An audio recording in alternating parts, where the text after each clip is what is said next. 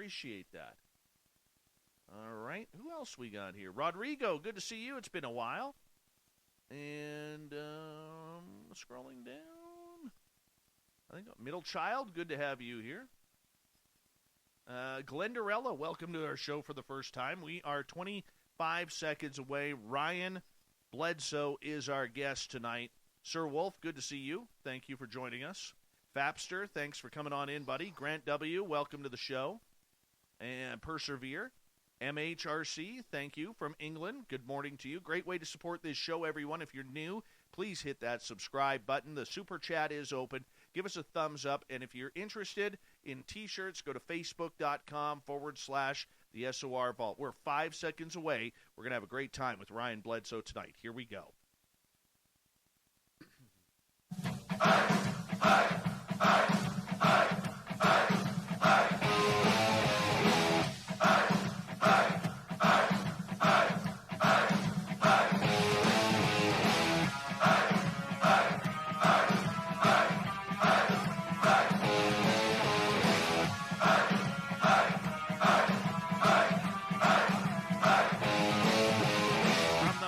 Central British Columbia to you listening around the world.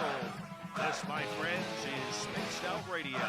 I am your host, Dave Scott, sitting in the captain's chair of SOR headquarters. We welcome you to tonight's show on our terrestrial affiliates around North America and digitally on KPNL, TalkStream Live, and Revolution Radio. If you want to take a listen to our archives, they are free for you by going to youtube.com/Spaced Out Radio. Just do old Davey the favor. Hit that subscribe button. Our website is spacedoutradio.com, where we have a plethora of features for you, including rocking out to Bumblefoot and reading up on Captain Shirk's SOR Newswire. Tonight's show is brought to you by Chive Charities. Help make the world 10% happier by visiting Chive Charities today. You can find them on our website. Oh, do we have a good one for you tonight. Ryan Bledsoe is the son of Christopher Bledsoe, an experiencer who has made headlines all around the world regarding his UFO and extraterrestrial contact. So much so, the Bledsoe family, for years, has been inundated with studies from government officials to university professors. Just a few weeks ago, on UAPresearch.com, I actually had the pleasure of giving Ryan his first ever public interview regarding the happenings of the family. It was a difficult choice for him to decide to come out and go public, but he also felt it was time rather than just having his father carry the burden. The story is long, it is arduous, it's emotional, but it's real. And the family continues to live through this on a daily basis. We'll get to Ryan in a moment. Then in the bottom of hour number 3, I will bring you the SOR Newswire, brought to you by Paranoia Magazine.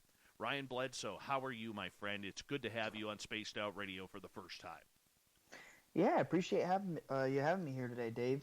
Hadn't done an interview in a while, so I got to kind of get back into the swing of things here. But, I'm happy to be here, for sure. Ryan, for you, your family being thrown into this entire phenomena, it has to be a tough way to grow up. For you, even though your family is close, you have morals, you have values, you have everything that a close family should have, why has this journey been difficult for all of you? Yeah, I would say it's been difficult. Well, for starters, like we talked about on Beyond Humanity, it's kind of hard being a 13-year-old kid and every adult in your life thinks that your dad is clinically insane. So it started off, only the kids believed him, me and my siblings. And that was hard to adjust to, not really having anybody to turn to talk about it with. Definitely not easy. And I always believed my dad. I knew he wasn't crazy. But I remember, like, my aunt leaving me her phone number written down on a piece of paper and saying things like, hey, if you need me, come get you. I'll let you live with me. Having preachers come to the house praying, the demons away and things like that. It was a very scary time at first, but I always believed my dad.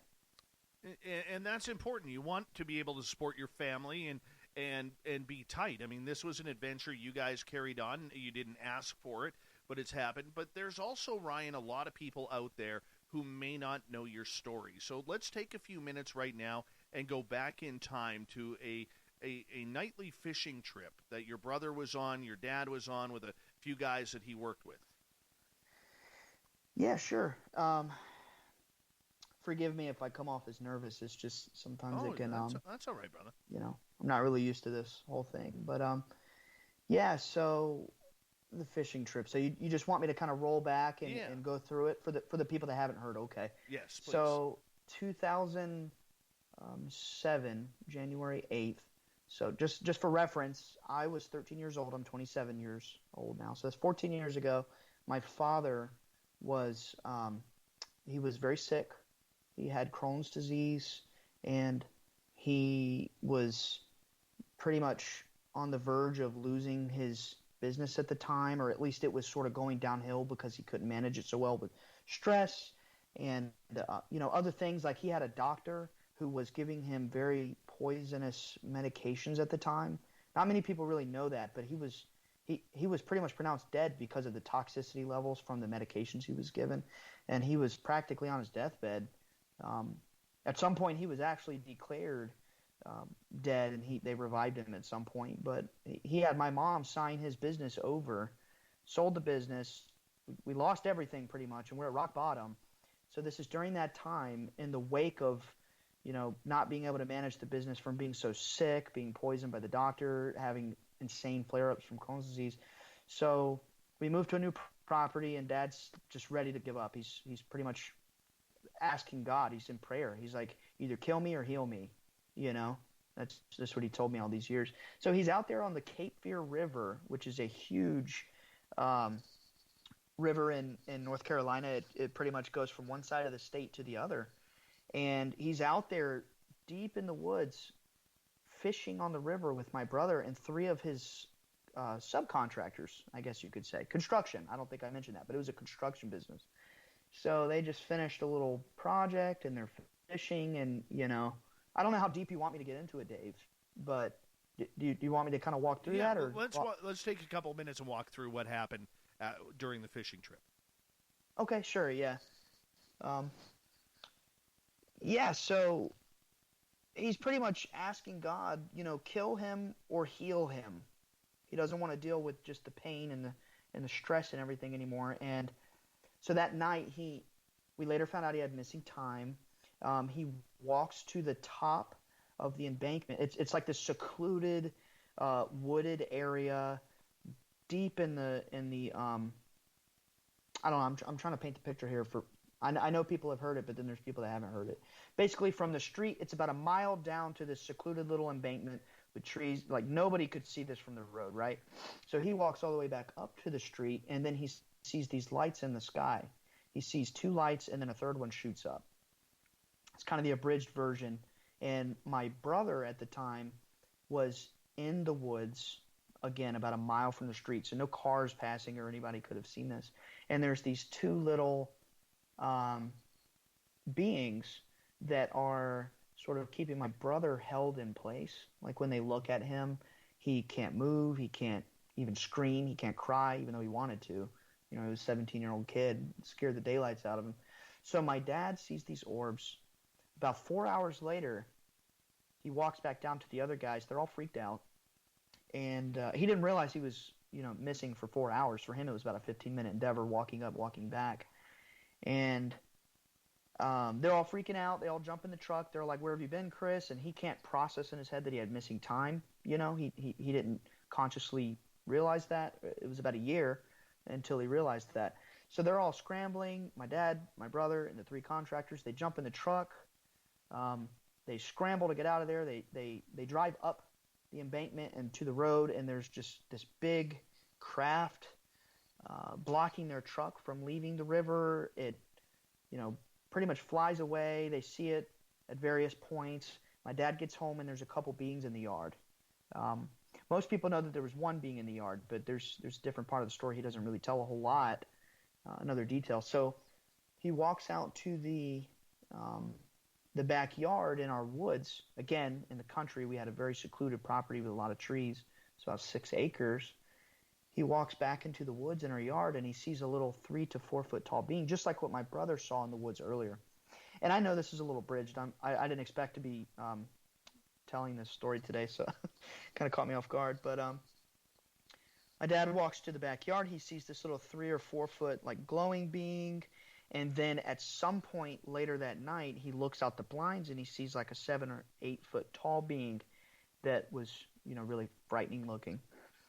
So fast forward a little bit, about half a year.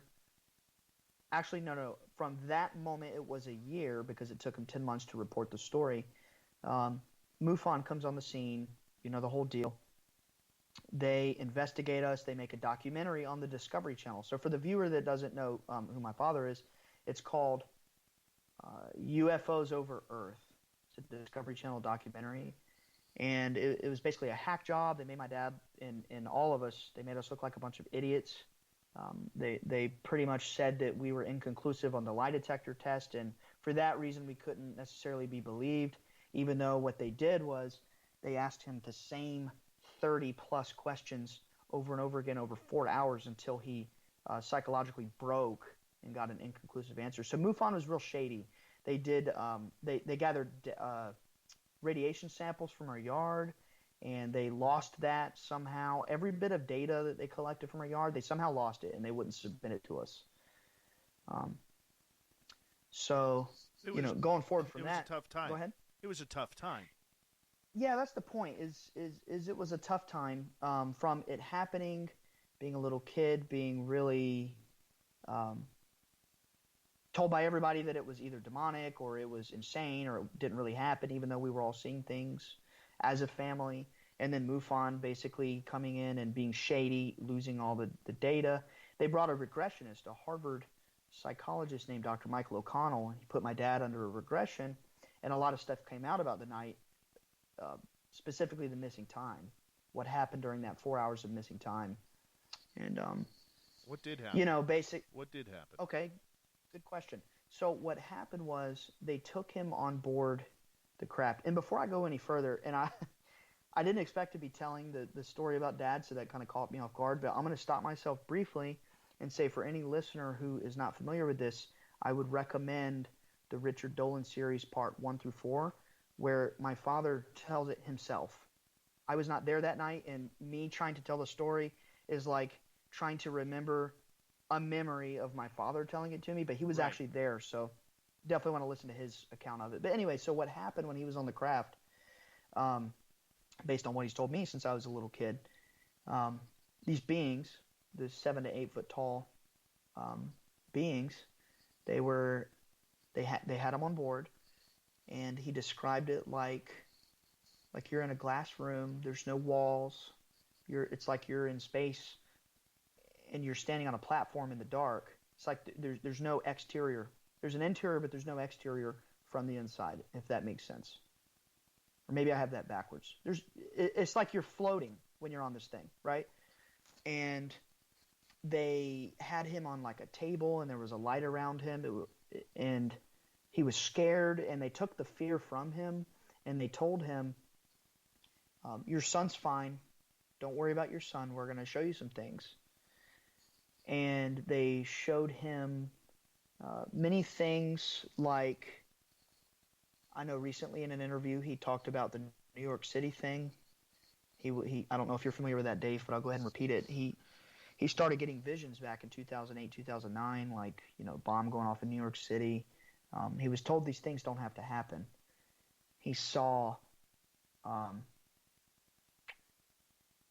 trying to think about what he hasn't said and what he has, if you know what I mean. Yeah, let me ask you this. I mean, because as a child, we love our parents, Yeah. And we want to believe our parents when they tell us something. But, when your dad sat you down and the family down and told what had just happened, and then I believe, throughout the next while of time, he was waking you kids up in the middle of the night to watch these orbs and craft fly by, which was almost getting to a nightly basis.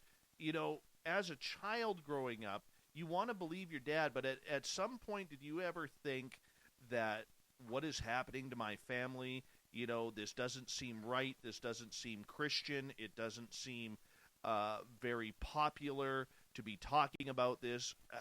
What emotions did you go through? Yeah, I never thought it was wrong. I never thought that it was evil or demonic or anything of that nature. From the day that I heard about it till now, I always believed that my father was telling the truth. I never for a second doubted it. What I always doubted was why my aunts and uncles and friends and relatives and other people were telling me that my dad was crazy. That's what I didn't like, and that deeply disturbed me. Um, my dad is a very intelligent man. He's a very good man, and he's not the type that would say something he doesn't mean. He's very short to the point. And ever since I was a child, he always told me, you have two ears and you have one mouth. So listen before you speak. He's just that kind of guy. He doesn't BS. And so it was, what was going through my head was pain because I was seeing these things with him. The lights in the sky, my mom was seeing them, yet nobody believed him. They all turned their backs on him. They thought he was crazy, whatever.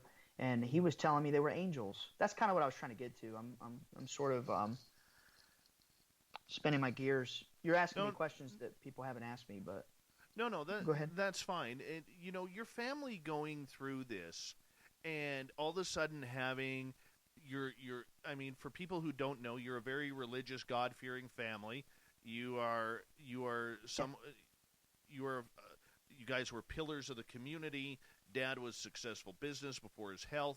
You were popular in the church. Your dad, I believe, was a deacon. You were popular in He was. You were popular in the community, and then all of a sudden to have your entire church, your family, your community laughing at you, making fun of you, and bullying you guys. I mean, how does a family stick together through those types of trials and tribulations? It doesn't always, like my oldest brother, Chris Jr., he had a very hard time with this. He was there that night on the Cape Fear River, and it deeply traumatized him. I believe I told you this on Beyond Humanity, but my mom didn't believe my brother was telling the truth until 2 years after it happened when he was 19 years old. Why? Because he had a minor surgery and he was on anesthesia. He's riding home from the doctor's office and there's a big truck in front of us. And when the truck hit the brakes, the red lights from the brakes came on and he's, loopy on anesthesia. He starts freaking out in the car. Oh my gosh, Mom, it's the eyes. They're here. They're here. And my mom put two and two together. She's like, my son wouldn't lie to me when he's on anesthesia. So I love my mom. If she's going to listen to this, I'm not trying to put my mom down. But even my own mother didn't believe her own son.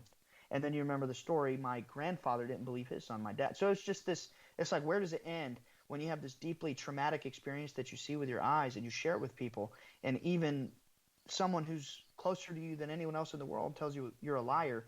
It's just hard to process. It's hard to, it makes you very guarded. So for that reason, we did stay very close because the five of us, like my brothers, my sister, my dad, me, we knew that this stuff was real. We kind of had this like pact that, we're very careful who we share it with, whatever. But it wasn't always easy. It wasn't always fun. My oldest brother, Chris Jr., he didn't talk about it for many years. And then my next older brother, Jeremy, he moved away because he didn't necessarily want to be around it all the time. So it looks cool. Like, I want to put it this way. When people are on the internet and they look up UFOs or they Google, Bigfoot, whatever, they think it's all cool. They think it's like Will Smith pops in with a noisy cricket, he shoots one, and then they all go get a little Danish after they save New York City from an alien invasion. It ain't like that. It's more like trauma. It's more like you see this stuff and then everyone says you're a liar and a lunatic and you're crazy and you're a cult leader. It's trauma. It's not fun. It's not glorious, but people think it is because they see it on the internet. It takes resolve. Now let's focus on you here because you're 13, 14 years old as this happens. That's a tough time to be at any age, even with no problems going around. I mean, you're figuring out who you are, you're figuring out, girls, you're figuring out what your place is in school, all of a sudden those who were your friends are now the bullies, and it's a tough time for any teenager. Now you throw this on your shoulders. What was your teenage years like? Well, my friends kind of have a running joke, like my friends that are still my friends today, all these years later, that our house was scary, whatever. Like Bigfoot would eat you if you stayed in the yard. I did have some supportive friends that to this day we still talk about. Like I have a very good friend, Jacob. He's listening right now. Back in those days, we were seeing things together, and other friends of mine, and they loved it, and we always talked about it. And then I had some friends that told me it was crazy or it was kooky, or they roll their eyes when I bring it up. So during my teenage years, it was hard to sort of vet who I could share this with because I was burned. Like even my best friends, I'd be playing Xbox with them or whatever, and we'd be playing a game, and like a little airplane would fly by in the sky in the video game. And I had some friends that would say, "Oh, look, it's a UFO," and they laugh at me, and then I'm just like, that's not funny, guys. Come on. So even your own friends will turn on you. Your own grandpa, your own mom, your own dad. If you see this stuff and you look them in the eye with conviction, it doesn't matter who it is. Like they'll turn on you if they have any sort of doubt in their heads or whatever. So to go back to your question, I'm sorry, I'm rambling. No, I think it paints a great picture. Growing up as a go ahead. I was just going to say, to get back to your question, being a teenager with this stuff was difficult. In some ways, it made me more of a paranoid person, not like a paranoid schizophrenic, but paranoid in the sense that, if you share things with people, they're going to be judging you. They're going to be talking about you because they were. The whole town was talking about us. I had, teachers pull me after class and in private tell me, they saw things when they were little. They had newspaper clippings, like my art teacher, Miss Warwick. And then I had other teachers whose names I won't say who weren't exactly nice about it, and they'd make me stand in front of class and talk about the documentary in front of all the cute girls and all my friends and stuff. And it's like, really embarrassing. So teenage years were weird with this stuff, for sure. We've got 2 minutes before we have to go to break. At the bottom of the hour, Ryan Bledsoe is our guest tonight. Ryan, how does the community treat you and your family now? Like in Fayetteville? Like our local area? Yeah. Oh, we don't deal with them. We don't really. I mean, we have family and that's it. Is there still tension? Oh yeah, absolutely. Yeah, for sure. I mean, they don't want to hear this stuff. They never will, because this is not. What's funny, Dave? Just before I go into that answer, what's funny is if you hear me and Dad, we talk about God and that this is divine, it's spiritual, whatever. But our own family doesn't even know that because they can't get past the UFO. They can't get past that part. It's not about, it's not Sunday conversation, so we're not allowed to talk about it. But if they actually listen to what we had to say, we're sitting here talking about God. And it's just ironic. But no, yeah, there's a lot of tension. We still can't talk about it in our own little private community. It's very rare. And the funny thing about that is some of them have even seen things with us, but they don't acknowledge it to this day. It's like, you're banned. You can't talk about this. It's Pentecostal, very strict conversation. Why stay there? Well, I mean, family's family. We love them. It's where we're from. At this point in the game, 14 years later, I don't hate or dislike anybody that doesn't believe it. It's just, especially after speaking with people like CIA people, invisible college people, they've kind of led me to understand people are programmed. You're never going to change them. There's nothing we've done that's wrong. We share our truth. That's the best we can do. If they don't believe, it doesn't mean they're bad people. It doesn't mean they hate us. It just they can't process it. And it's more like, feel sorry for them, dude, because they can't handle the truth, No, That's kind of where I'm at. I totally get that. Ryan, I'm going to get you to hold on right there because we are going to go to break here at the bottom of the hour, and we're going to have a bunch of questions for you. I know the audience in our chat rooms already has a bunch of questions. We're going to try and get to some of those questions in hour number 2. Ryan Bledsoe is our guest tonight on Spaced Out Radio. The Bledsoe Phenomena, 14 years, and it continues to this day. Premonitions, ET sightings, contact, the lady. We got a lot to go on tonight with our guest, Ryan Bledsoe. Stay tuned.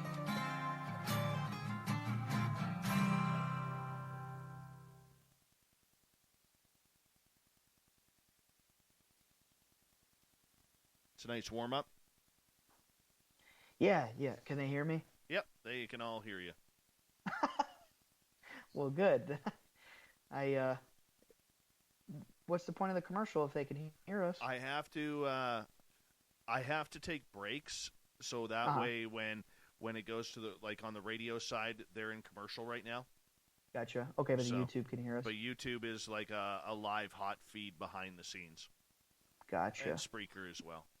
Yeah, man. Just I don't have a whole lot of experience. I don't know. Some days I feel great, and some days it's like I got to ease into it. So, I'm gonna do what I can. We're getting there, man. You're doing great. Yeah. You're doing great. It's always you, Dave, who makes me talk about this emotional stuff, man. All the other guys want to hear about the, humanity, man. I love it. You know what though? It's funny because me being an experiencer as well. What a lot of things that you're talking about resonates with some of the things I've gone through.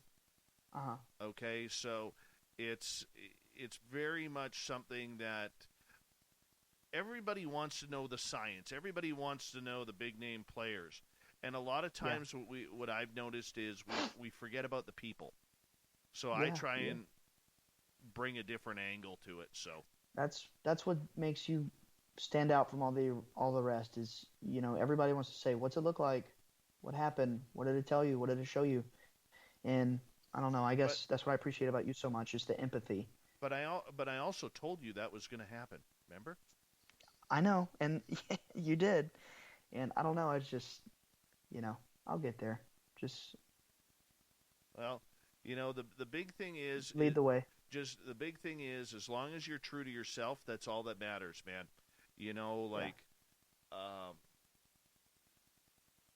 When I saw the aliens or the alien in the forest with Samantha Mowat, it changed me. You were with her? Yeah. And you interviewed her, right? Yeah. Well, yeah. Right on Beyond Humanity. Yeah. Samantha and I, if you go onto her YouTube channel, which is Samantha Mowat, we do a 48-minute video of what her and I saw that day in the forest. And it was 2 o'clock in the afternoon. I'll have to check this out. And it was, people who haven't had that close encounter, there's two different types of encounters to me. Okay, there's the dream encounter or the encounters that happen at night, which could be a dream, could be a nightmare. Okay, could be our imagination. Mm-hmm. But then there's the stuff that happens when we're wide awake. My encounter with Samantha happened at 2 o'clock in the afternoon. Your dad and your brother's scenario happened in the evening, but they were still awake. And so many times with the experiencers that we see, we're only hearing the nighttime terrors that are happening. They might not be terrors, but, just to use that terminology, rather than being wide awake like you and I sitting here right now, and all of a sudden, let's say an alien popped up behind me, right? I mean, that's where it, kind of changes things, when you see it with your own eyes, right? And it's emotional. Yeah. And the one thing that I love about your story is, the way that I think it's pretty awesome, the way you kind of, you're not, lack of a better term, chicken shit to stand up for your family. Yeah. And I admire that. I really do. I appreciate that. So I think it's cool. I think it's more like stubbornness. Could be. But that's also a good character trait as well. Give me a couple of seconds. We got a minute here. Everyone, I'm going to tell you, tonight I'm giving away 4 shirts, including, I'm going to mess them all up. I'm giving away a Bigfoot shirt. I'm giving away a We Own the Night shirt. Ooh. I'm giving away a Woo Train shirt. And I'm giving away a long sleeve We Own the Night.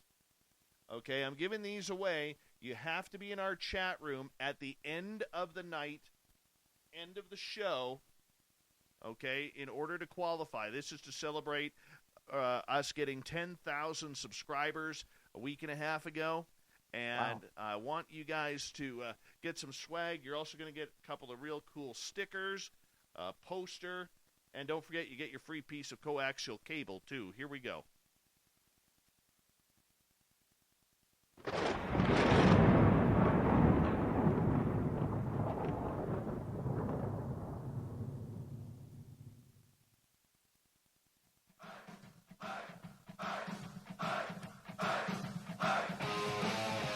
Second half hour of Spaced Out Radio is now underway. My name is Dave Scott. Thank you so much for joining us. I want to remind you that if you miss portions of this show or others, check out our free archives by going to youtube.com/Spaced Out Radio. Just do me the favor, hit that subscribe button. Our website is spacedoutradio.com, where we have a plethora of features for you, including rocking out to Bumblefoot and checking out Captain Shirk's SOR Newswire. Follow us on Twitter at Spaced Out Radio and on Instagram at Spaced Out Radio Show. We continue on tonight with Ryan Bledsoe, son of Chris Bledsoe, talking about the Bledsoe phenomena. And right before the break, we were talking about what it's like for you in the community. I want to ask you, Ryan, do you remember your first experience? Wow, no one's ever asked me that before. I don't even know if I remember my first experience. And the reason I say that is because you mentioned earlier, it got to the point where it was almost nightly that Dad was sort of yanking us out of bed or yanking us out of the house or whatever. We went out there so many hundreds of times that we saw so many different things. I can't really pinpoint a first. I will tell you my first significant experience where it was like I marked the time and the date and it just stood out. This was not my first sighting, but it was my first major sighting. So it was I was 15 years old. So let me do very quick little math here. 2008 or 9, let's just put it that way. Long time ago, obviously 12 years ago. I guess 2009. So it was one of those days where, in that day, Dad was still yanking us. Come on, we got to go right now. They're outside. We got to see them. Like the lights in the sky and whatnot. And it was about 4 a.m. My room and my brother Jeremy's rooms. Well, my brother Chris Jr. was out of the house. So me and my brother had these rooms that were across from each other, right? So we kind of were like neighbors in the house. So my dad came and yanked both of us out of our beds, made us rush to the back door, 4 a.m. on a school day, and we looked out the back door at this massive, it was like a black, somehow seemingly metallic, but you couldn't really make out the shape because the light coming off of it was so bright, so brilliant. So it was this massive form engulfed in light, right? And it was sitting above the trees for about 2 hours. We sat there just in a daze watching this thing. And this was a Christmas tree farm behind our house, sort of like this huge wooded area, right? So nobody could see this, really, unless you were standing in our yard. It's not like you could really see it from the road. And it was 4 a.m. anyway. We just sat there and looked at it, and it slowly descended into the Christmas tree forest. I remember the date because it was my father's birthday. It was October 15th. And I remember the time because I got up, for school at the same exact time every day, and my schedule was disturbed. I'm the kind of guy where I always check my watch, especially if it's like morning, getting ready, that kind of thing. I freak out if I think I'm going to be late or whatever. So 4 a.m., yanks me out of bed, watch this thing till 6, then I go take another hour nap or whatever, and then get up at 7 and I go to school. So that was my first major sighting. Just a normal school day, seeing this giant orb in the backyard. Okay, your family started grabbing attention, first from MUFON, and then that was a failed effort. Where did it go from there? How did it go from having the experience to MUFON coming in, and then all of a sudden government officials start coming in, university professors start studying? How did it go so fast and so drastic so quickly? Okay, so when he had the experience on January 8th, he waited 10 months to report it to MUFON, right? Because he was afraid my mom would leave him and he would lose his kids. And after 10 months, he couldn't stand it anymore. He said, I don't care what happens, I have to tell it. And then within weeks, MUFON was at our house. So the whole MUFON thing happened. They hacked us to pieces with their documentary. And then the following summer, after the MUFON documentary, so the following summer, whatever year that was, I can't quite remember. I was in high school for sure. Hal Povenmire shows up and knocks on the door. It's summer break, so I'm home from school. It's about 11 a.m., 12, something like that. Rings the doorbell, I go answer, and next thing you know, he's in our lives for 11 years. And then what really kicked off the, beyond Hal from NASA and then the MUFON thing, what really kicked it off was in 2012, my dad saw the lady, which if your viewer is not familiar with that, Easter 2012, he saw this glowing apparition, and we just call her the lady. And I'm sure we'll go more into that in a little bit. So when he saw the lady, Dad and I went to a MUFON event in Asheville, North Carolina, that we later found out was orchestrated by Dr. Diana Pasulka just to meet him. And when he got there, he was talking about the lady, and it caught the attention of Diana Pasulka and some other people who happened to be at the MUFON event. It started spreading around all little internet forums and stuff, and intelligence people like Invisible Callers, like Tyler Durden from American Cosmic. Of course, back then he didn't know Diana, but if you read American Cosmic by Dr. Diana Pasulka, there's this group of people called the Invisible Callers. They're like an elite insider group. Well, they caught wind of it by my dad speaking publicly about the lady. So then come to find out that these groups know that the lady is real, and that's what kicked it off, Dave, was the lady. Beforehand, they all knew we were telling the truth, but they're like, he's not going to have any more experiences. We did our job, trying to shut him up with the MUFON thing. When he started seeing the lady, they started getting really big eyes, and they wanted to know what Dad had to say, and they've been coming around ever since.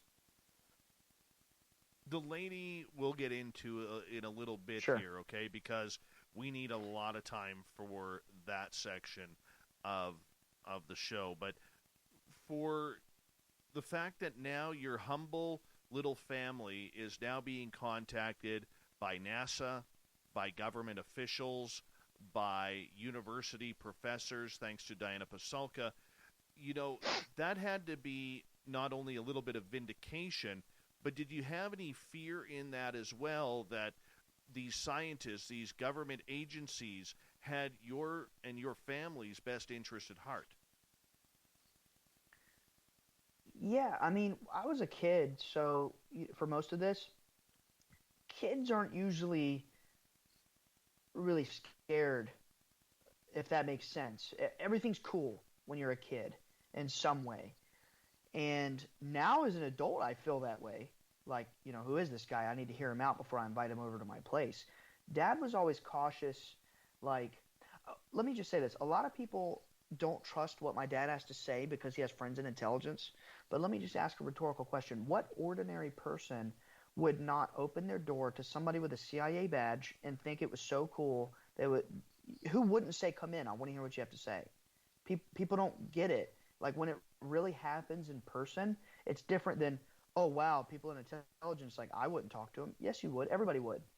It's just, it's crazy. It doesn't happen to the normal person, So when these people were coming around, we, post MUFON, of course we didn't necessarily trust what they had to say, but then when Hal Povenmire showed up, he was so nice to us, and then Tyler Durden came around, and he had a lot of really interesting things to tell us. We started to realize at first they wanted to say we were liars. Now they're interested in what we have to say. We're going to let them keep coming around. So, we don't always trust them, but we at least entertain them. Right. Does that kind of answer? Was there any other part of the question? No, I think that's good. I mean, you entertain them, you give them what you have, because right. that's all you have. What's the worst thing that's going to happen, correct? Yeah. Okay. Worst thing would be to put a bullet in her head. Well, that may ruin a day and a hairdo, but I mean, at any time, were you as a family threatened by these government agencies? Okay, I think I see where this is headed. So let me be very careful in my response here. We were not threatened by an agency, but we were threatened by people who are, through association, connected to these agencies. So, like, we've definitely had some comments of, in more recent years, in the last 3 years, people making comments about putting a bullet in my mom's head or my brother's head, or If we really wanted to, we could just have a cement truck accidentally run you over at a red light. No one would ever know any different. People have made comments like that for sure. Recently, actually, you know what? I'm just going to say it. The night that I went on Fade to Black with Jimmy Church, I was contacted by some people basically telling me not to say certain things. And I kind of figured out who they were, and I called Jim Semivan about it. I mean, I get bothered by one spook, so I call another spook to make sure everything's all right. That's just, we're not always just loving what these people have to say. It's not always coffee. Sometimes it's like, what do they want? Why are they harassing me? Sort of deal. And I'm being a little careful about some of the things that. Yeah, you have to be. You have to be. And once again, I mean, for our audience sake, I may ask some questions that Ryan doesn't feel comfortable with, and we know, and he knows that if he's not comfortable with answering them, just say he's going to tell us, I don't want to answer that. So you got to, this is very sensitive in this topic because these agencies really reached out to you. But people like Jim Semivan and others of that ilk have almost been like protective bodyguards to you and your family, because I remember talking to your dad about this in San Francisco last year, where he felt safer than ever knowing who was on Team Bledsoe due to the studies and due to the friendships that were built. Right, that's correct. Please go ahead. Well, I was just going to tell a story. One time my dad was going to go out to the Hollywood area. Most people know that we've kind of had an option agreement with some Hollywood screenwriters, and nothing's ever come of it, but, they still talk to us, and they still are, interested.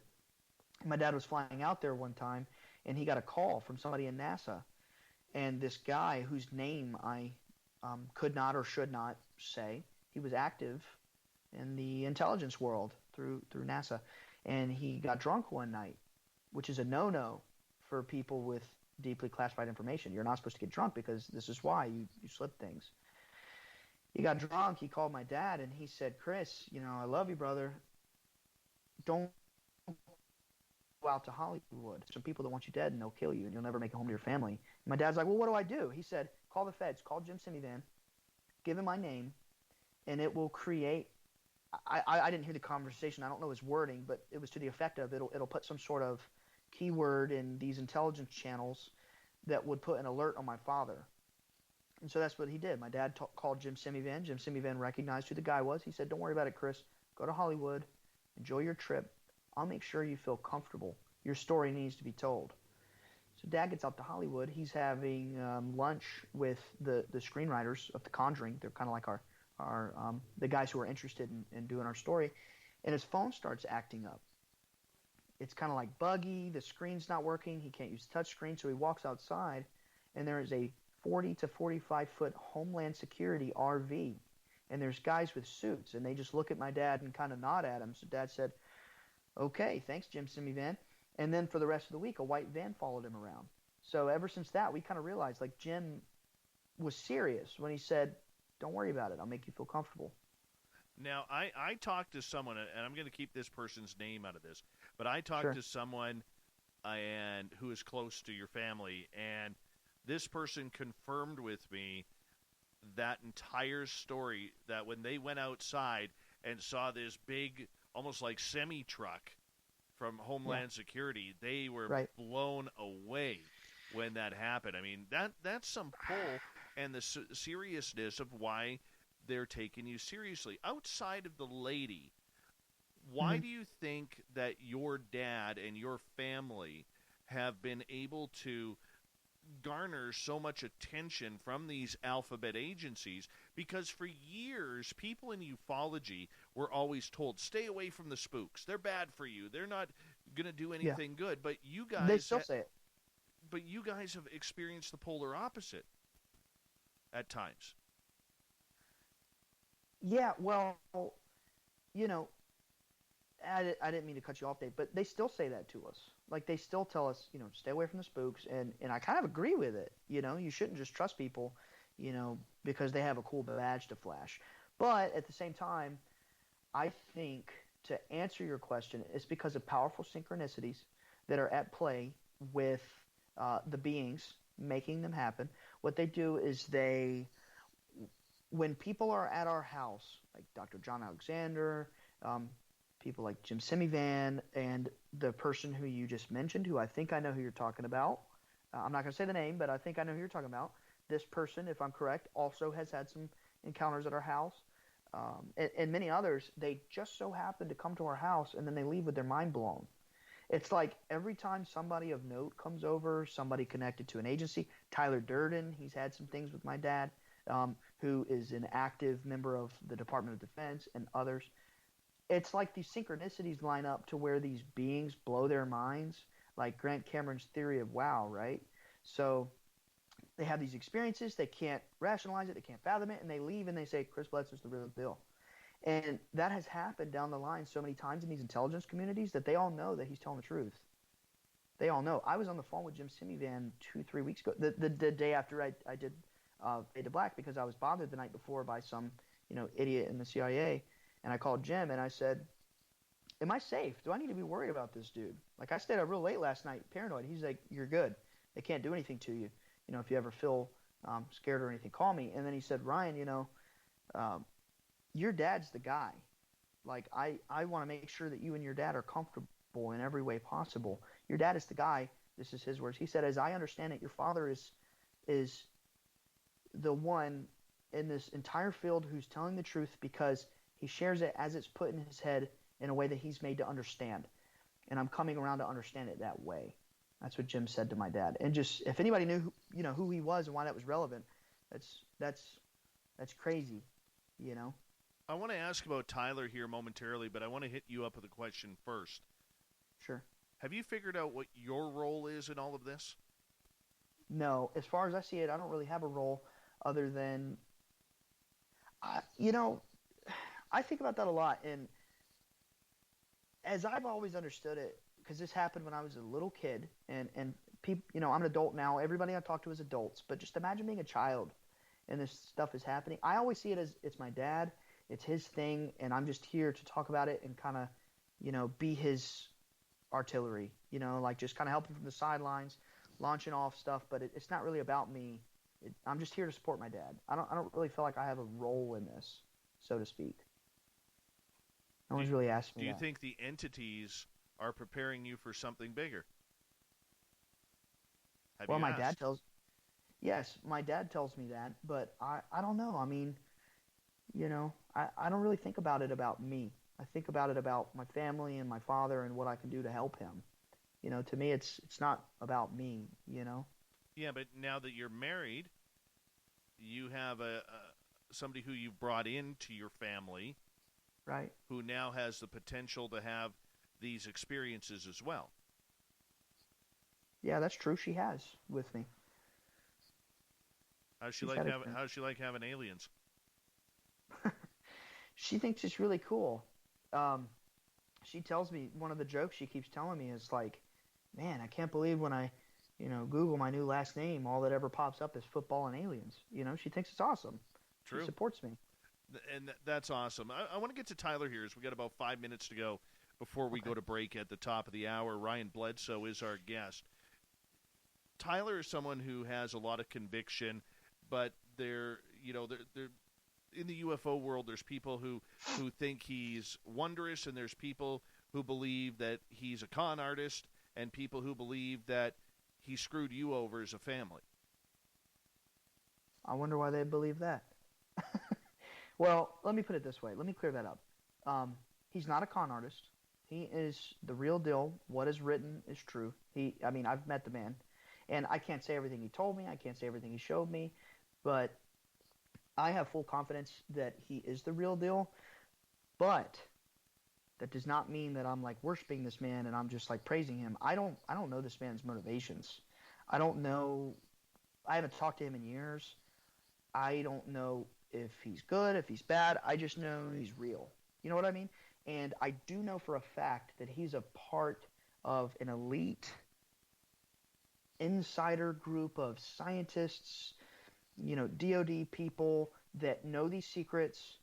I don't know what his group wants to do with these secrets, but I do know, because he told us this at some point, or he's told people associated with us that have told us that these really high up there inside people who know the secrets, they don't necessarily think that the average person is ready for them and therefore deserving of them. So I'm just going to leave it at that. Did Tyler make a lot of money off of some of your dad's predictions or inventions? To be technical here, they weren't predictions. What they were was it was breakthroughs in research technologies. They weren't predictions, but yes, he did. But he never cut you guys in. No, but we didn't ask him to. We don't ask people for money. But yes, that did happen. There's a lot of bills that could have been paid off, like mortgages. Well, yeah, but I mean, I don't mean to get personal, and I can... No, it's okay. I get it. I get why you're asking. Like, I'm not upset. It's just I want people to understand, like, we're not in this for money. It makes me laugh because people think that we're, like, rich because we made a Hollywood deal. Dude, we've paid thousands just to retain lawyers to sign dotted lines about the right to option our story. Like, we haven't collected money on this. We don't ask for money on this. It's just a true story, and we want to share it, whether we get paid or not. We've been quiet for so long because, A, we signed an option agreement saying don't talk about your story for a year and a half because of spoilers and whatnot. And B, back in 2017, someone said I could put a bullet in your wife and kid's head if you don't tell it the way I want you to. And my dad was paranoid for 3 years, like, oh my God, they're going to kill my family. And I said, Dad, they're not going to do that. Let's get over that. Let's move on. And then Easter 2019, he saw a being and it said, all right, get out and start talking again. We're not quiet because we're like trying to collect money. There's just a whole reason or a whole variety, But humanity would suggest that, let's just say that I couldn't get to the store and you're running to the store and I say, hey, here's $5. Do you mind picking me up a lottery ticket? And my ticket hits and I win $30 million. For me not to give you any for doing me that favor, because if you didn't, I wouldn't have this right now. I mean, it's just, I guess, human decency to take care of the people who made you financially. Well, if we're going to go there, there's many people who have used us for fame and connections and for knowledge, and we don't ask for anything in return. He would not be the only one that, in that regard, has used us for some sort of gain. And what do? We turn the other cheek, just like Jesus said. We turn the other cheek and we just let it go. We're just, we're not here to get over on people or get a one up, or we're just here to share the story. And my dad has such a good heart that he connects everybody with everybody, and he never asks for anything in return, and they burn him almost every time. Maybe that's your job, to almost be the social bodyguard, now that you're coming out with the story. I've kind of secretly been operating that way. Like, when people come my dad's way, I like to vet them a little bit, but I put it out there for even these a couple of these CIA people that bothered me and Dad recently. I basically put the word out. Like, if you want to get to my dad, you got to go through me. He's not going to give you the time of day, but if you want to reach my old man, talk to me. I kind of am becoming that, like a social bodyguard. So I think it's great. Maybe that's your role. Maybe.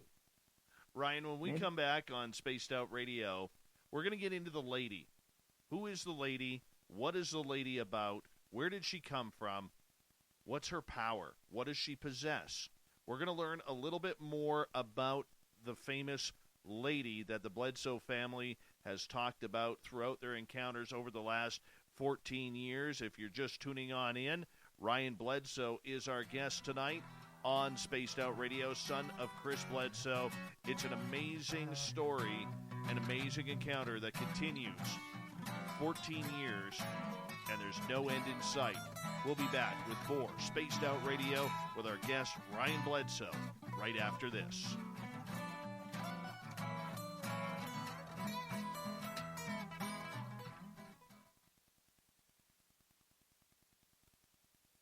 I'll be honest with you. I would have suplexed Tyler and put him in a camel clutch, man.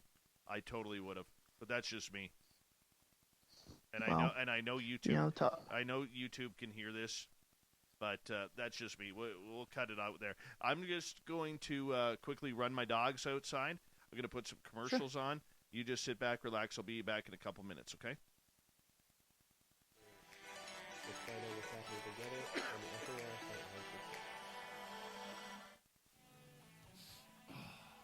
I'm feeling a little spicy tonight.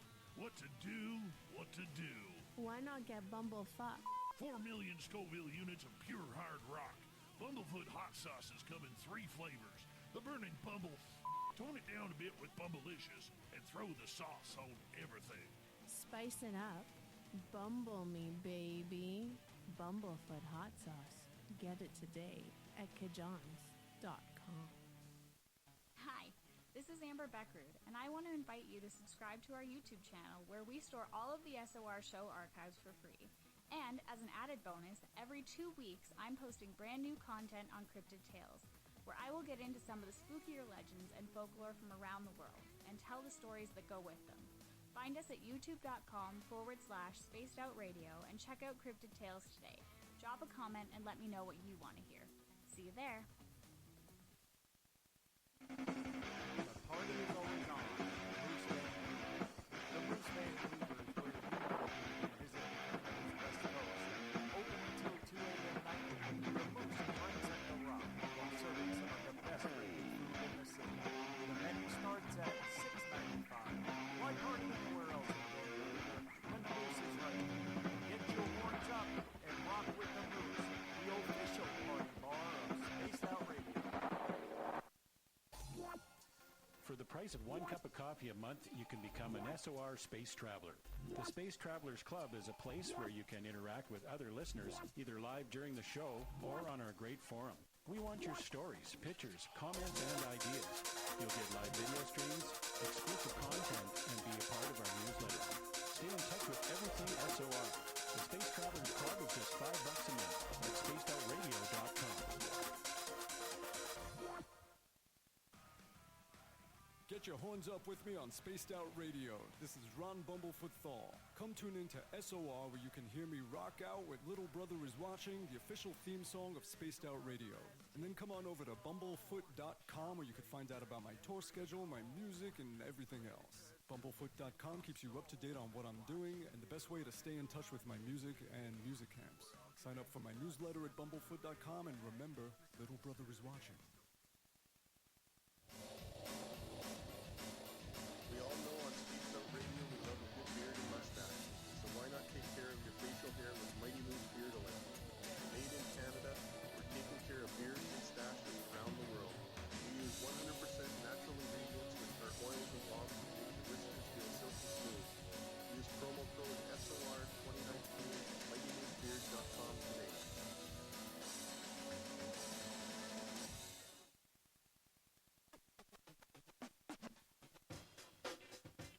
The SOR Vault is open for business, and we have some cool swag for you to pick up.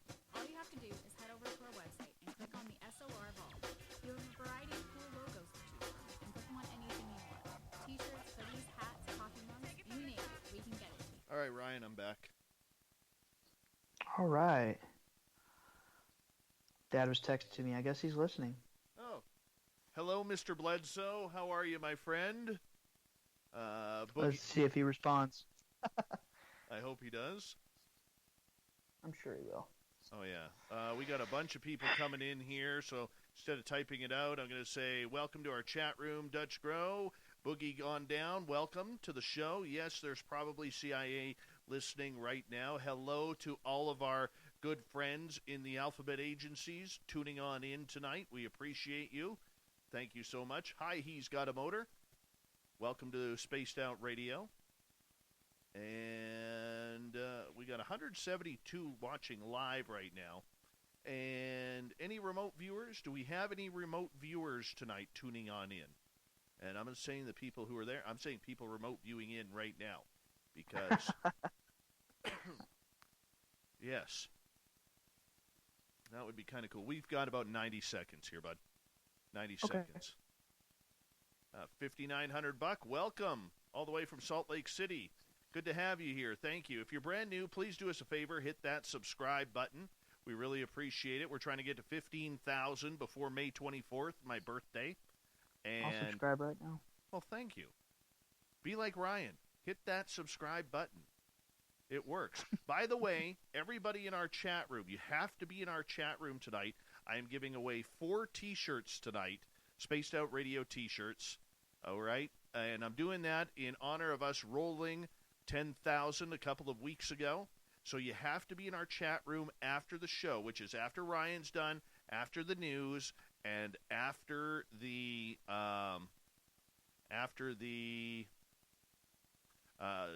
thought of the Dave. So once we're done all that, I'm going to give away 4 T-shirts tonight. You're going to get some cool stuff. You're going to get a piece of coaxial cable autographed by Cable Guy Matt. A couple of stickers, because we got stickers now. And you're going to get some T-shirts and a poster as well. So I would love to, I can't wait to give this stuff away. All right. We're going to go in 15 seconds. Thank you to Cat Chaser and Human Carl for the amazing super chats. It's a great way to support this show, along with giving us a thumbs up, thumbs down, and hit that subscribe button. Here we go.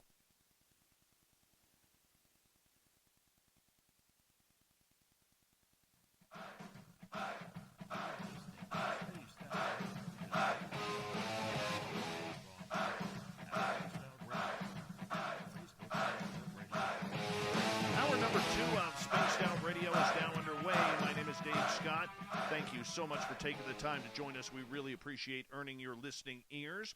Hi to everyone listening in on our terrestrial affiliates around North America and digitally on Revolution Radio, TalkStream Live, and KPNL. Remember, all of our archives are free. All you got to do is go to youtube.com/Spaced Out Radio. Just do me the favor, hit that subscribe button. The Desert Clam has set the password for tonight in the SOR Space Travelers Club, Rabdology.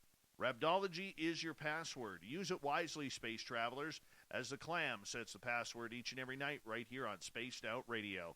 Our website is spacedoutradio.com, where we have a plethora of features for you, including rocking out to Bumblefoot and reading up on Captain Shirk's SOR Newswire. Follow us on Twitter at Spaced Out Radio and on Instagram at Spaced Out Radio Show. We continue on with the Bledsoe phenomena tonight. We know Mr. Bledsoe is listening because his son Ryan Bledsoe is our guest tonight. So hello, Chris and family. I hope you're enjoying tonight's show. Ryan, welcome back. Thank you, Dave. All right, the lady. This is an important part of the story. This is where it gets a little deep, and this is where a lot of people feel your story is a little bit controversial. Before we get into that entire part of it, explain to our listeners who may not know who the lady is, whom you're talking about. Okay. I'm going to kind of slow down a little bit and really try to just dig in here. I don't want to really gloss over too much. So, you know, for the listener who's not familiar with us, when he saw these beings in 2007, they told him, you know, they work for creation and that they tend to life like a terrarium, and they're guiding us. They're our guardians. They protect us from, you know, evil spiritual forces and things of that nature. And as time went on between 2007 to 2012, we continued to have experiences, but they were more so just sightings. We would see, you know, little poltergeist type things in the house. We would see UFOs in the sky. We would see faint apparitions in the home. But then it really ramped up in Easter of 2012. My dad was laying in bed one night, and he's told the story 1,000 times, and I've heard it so many times, I get this small detail mixed up. But I think it was about 3 a.m., somewhere, you know, deep in the night. He's laying in bed, and he hears a voice that says, "Arise." And he gets up, gets dressed, goes outside in the backyard, and there's 3 beings. There's 3 beings, like the 7 to 8 foot tall ones that he saw originally, you know, the ones with the missing time and all that good stuff. And they walk him through the woods in our backyard property, and they hand him this little thing. Now, I'm going to say what this thing is, because for some weird reason, everybody's obsessed with that detail. Like, what is this thing? It's like a little tribble from Star Trek or whatever. I don't know. I never watched Star Trek. But they hand him this thing, and it's like a little, no legs, no arms, no head, but it's like a Chihuahua puppy-sized torso that's prickly. That's how my dad describes it in person. It's like a little body of a Chihuahua, no legs, no head, no whatever. And he's holding it. He's given it by these beings, and they say, "This is your burden. Keep it. Don't lose it." So he's walking through the woods, and as he's touching this little thing, it's pricking him. It's like hurting him. And, he's like, "Oh, man, this doesn't feel good." And he keeps taking his hands off of it, and it keeps gnashing at him. So he walks through the woods, and he goes to put it in a dog kennel in our yard. We had these big dog kennels for hunting dogs. We're in the deep south. So a lot of woods, a lot of hunting dogs, whatever. So he puts it in one of their kennels, and he feels like a rush of wind, and when he turns around, there's a bull, but it's ethereal, so to speak. It's more like a ghost or an apparition. And the bull runs through my dad, knocks him over, and he lays on his back, and then like a second later, he rolls over, gets on his knees, he stands up, and there's a lady, a glowing lady. Oh, by the way, I don't think I said this. Those other beings are gone. They handed him the thing, and they disappeared, right? So there's a lady sitting there, floating there above the ground. She has blonde hair, blue eyes, very pale white complexion skin, and she has a white gown, as my father describes it, that twinkled like the night stars, and it goes from her neck to her feet. And she's floating there looking at him, and she said, "You know why I'm here. This is your burden that you must keep." And now, of course, we're going to take it back. She's referencing the little prickly thing. Now, I'm going to stop for just a brief second because my dad never tells what that thing is. Never once, ever has he finished that little story, and it just makes me laugh because everybody on forums is like, "What is it? What is it?" It's like these rabbit holes. Well, the lady told him that it was symbolic of his burden with his mission to tell the story to the world. And it was pricking him because he had this burden. He had to tell his story to the world, but it hurts him when he tells it. He gets the ridicule, the backlash. People say he's lying. And he was being quiet at this point for 5 years. He wasn't speaking to the world, and it was growing, and it was gnashing at him. It's like he wanted to get out and tell it, but he couldn't. So he didn't actually have this little interdimensional sausage chihuahua thingy. It was like a metaphorical experience that was given to him by the lady, right? So anyway, she says, "You know why I'm here. This is your burden." And she shows him some things, like she shows him sorry, I was just making sure my dad wasn't texting me. She shows him your soul. She tells him about when you die, your soul goes into these orbs, and that you go to the eternal place. Like, basically, she explains this to him. Most people don't know this, but she said a lot more to him than he actually has said on the internet. My dad just has this whole, like, I don't know what I should or shouldn't say because, I don't know if people are going to harm me or whatever. But I think people want to hear it, and it's really interesting. So she tells him that there's an eternal realm. It's like a spiritual place. She didn't say heaven or hell. She just said the eternal place. And that when you die, your spirit goes into an orb, and you become like them. You're free. That this reality is an illusion, and that it's perilous. You come here, and it's a journey of the soul. And that we all have a choice to make in the near future because this cycle is approaching the next point. Or I should say we're approaching the next point, the next cycle, the age of Aquarius. She said that when the red star Regulus aligns with the head of the Sphinx before dawn in the constellation Leo, that we would enter a new knowledge, or that our consciousness would change, things would be revealed. So she said some other things. I don't know what my dad would be comfortable with me saying. Things like, your ancestors are always around you. Their spirits never leave you. That there are very bad people in power that are making the book of Revelations play out like a script in order to force a cataclysmic end-time event, but that it's up to us to stop it by choosing.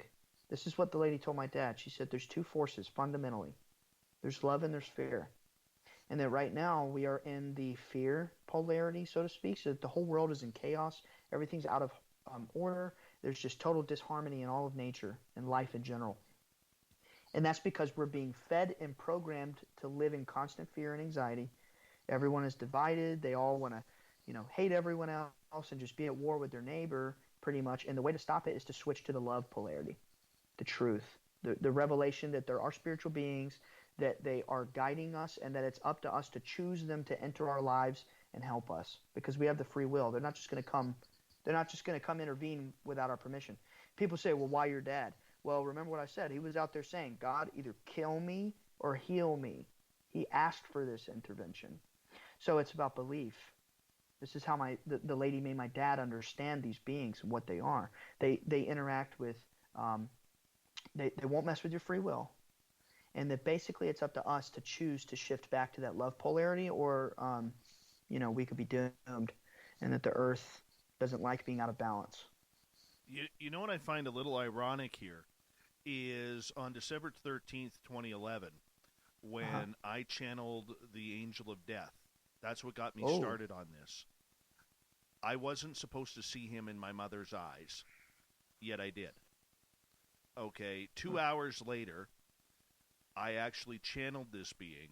And what kind of made me bring up this story, not trying to take away from yours, is the fact that when you said the lady didn't mention heaven or hell, the Angel of Death told me through channeling that my mother, who is a 2-time cancer survivor, was not feeling well. And if we did not start treating her better as a family, he was going to take her home.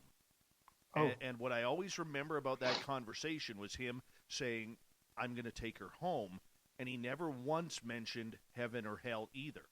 So that actually gives me a lot of confirmation on what you're going through with the lady. So a lot of people ask what she looks like.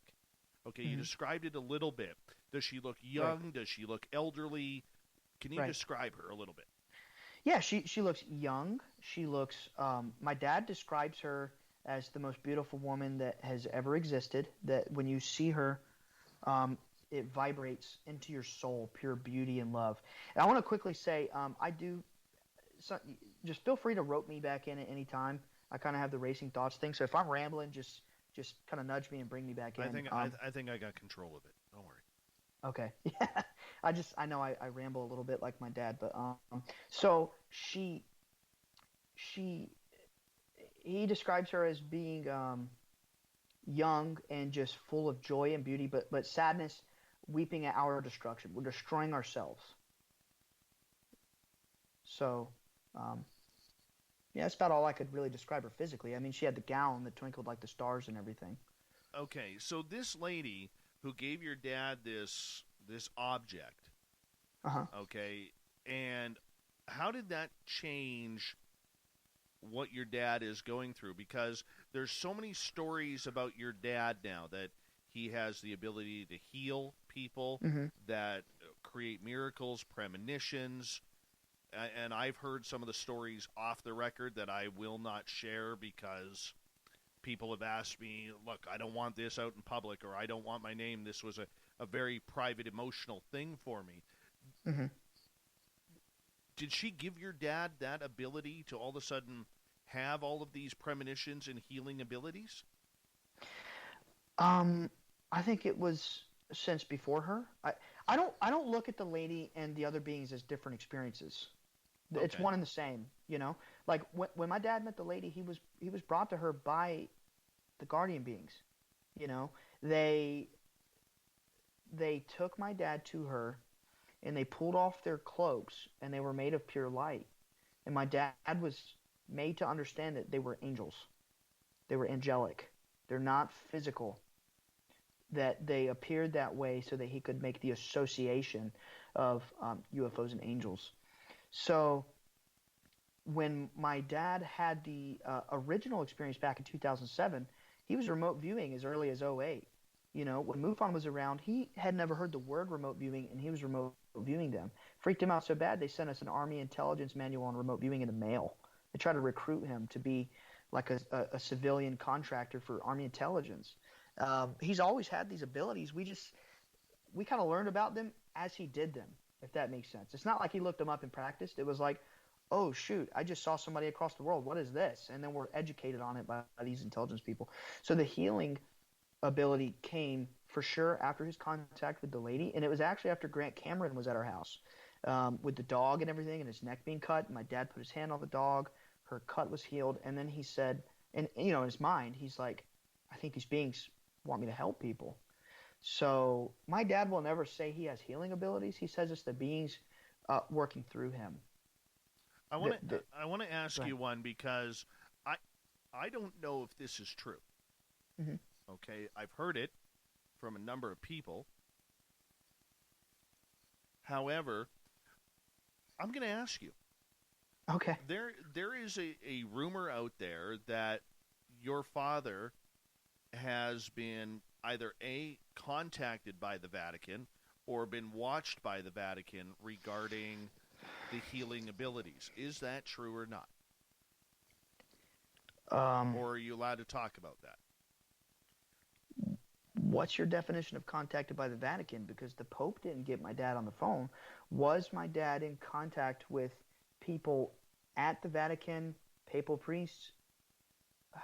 He was in contact with Diana Pasolka, who was at the Vatican in the secret archives praying about my father for his rheumatoid arthritis with papal Jesuit priests. I mean, it just depends on your definition. Yes, he was speaking with people associated with the Vatican.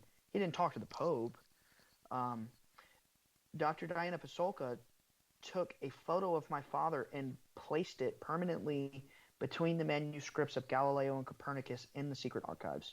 She also put a photo of my father in a photo of the Pope so that these papal priests could pray for my father's healing. So he wasn't like on the phone with the Jesuits or anything, but yes, they were communicating back and forth about his healing and this orb experience. And then Dr. Diana Pasolka made my dad understand that St. Francis of Assisi was having the same experiences as my father, and that the true stigmata was my dad's symptoms, being, your limbs being crippled through contact with these beings. That's what RA, they basically said that St. Francis was like my dad with the rheumatoid arthritis.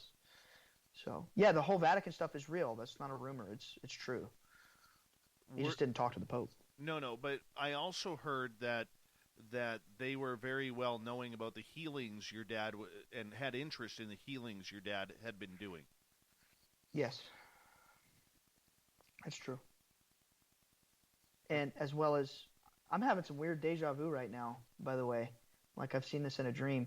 But so to shift a little bit from the Vatican, do you remember you asked me the question about Tyler and like making some money off my dad? Yes.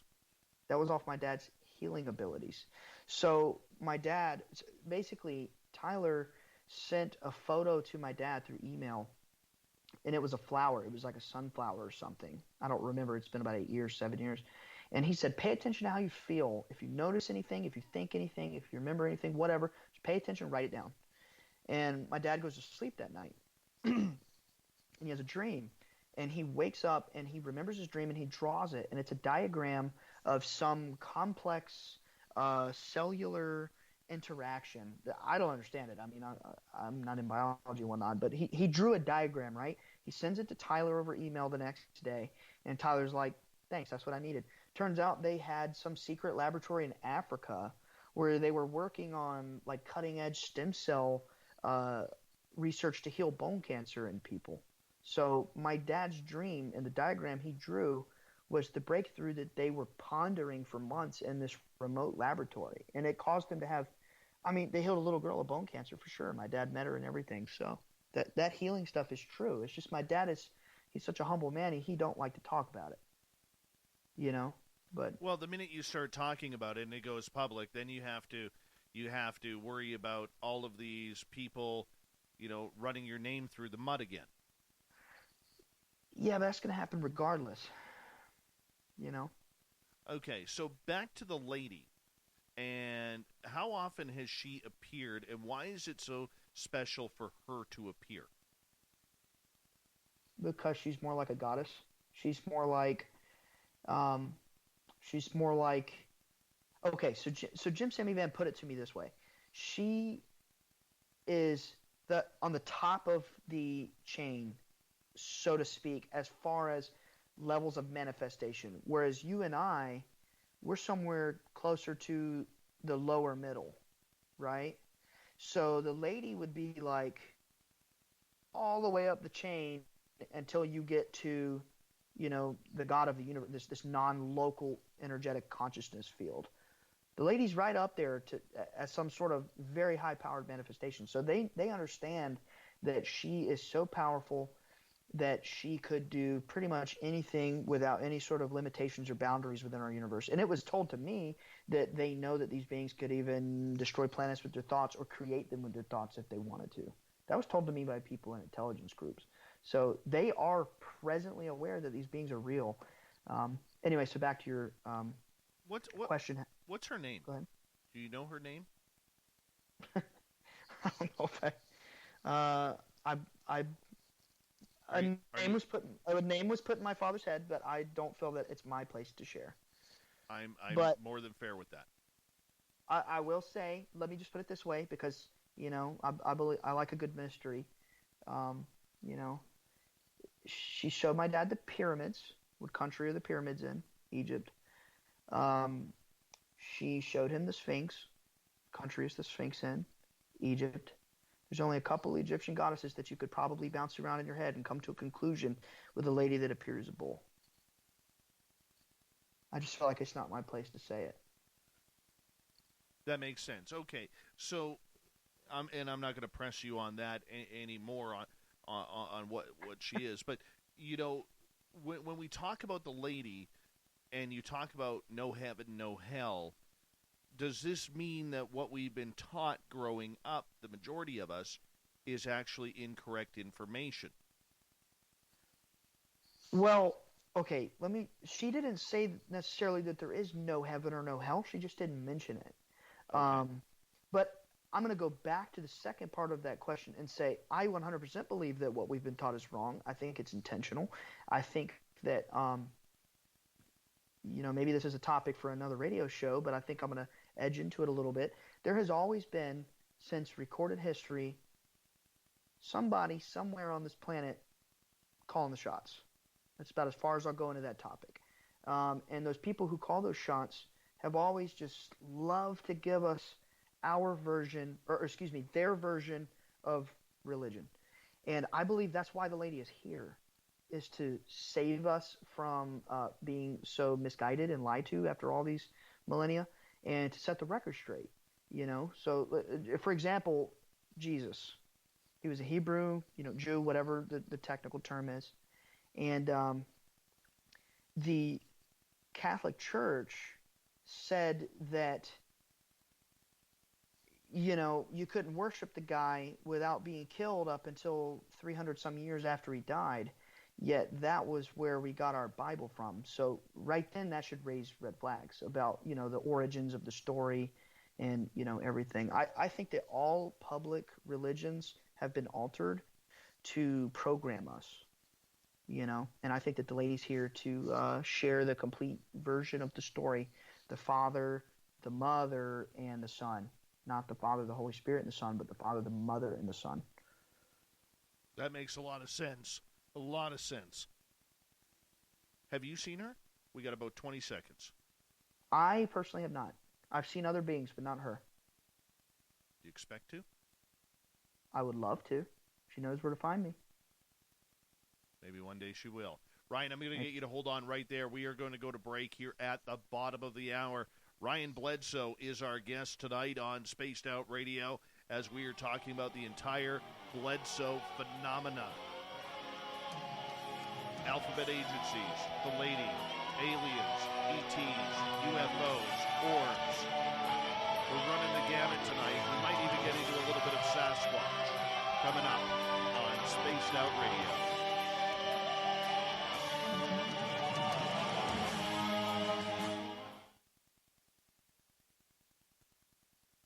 You heard the Sasquatch thing?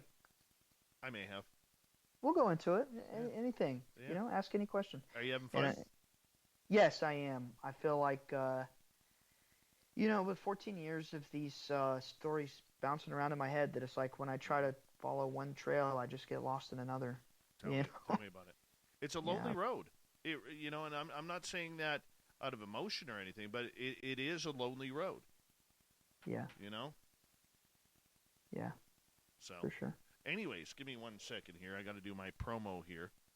Okay. I have to tell all of you that this perfectly coiffed beard is taken care of by Mighty Moose Beard Oil by going to mightymoosebeard.com. I got a couple of bottles here. The original. Nope, that's the winter blend. This is the original.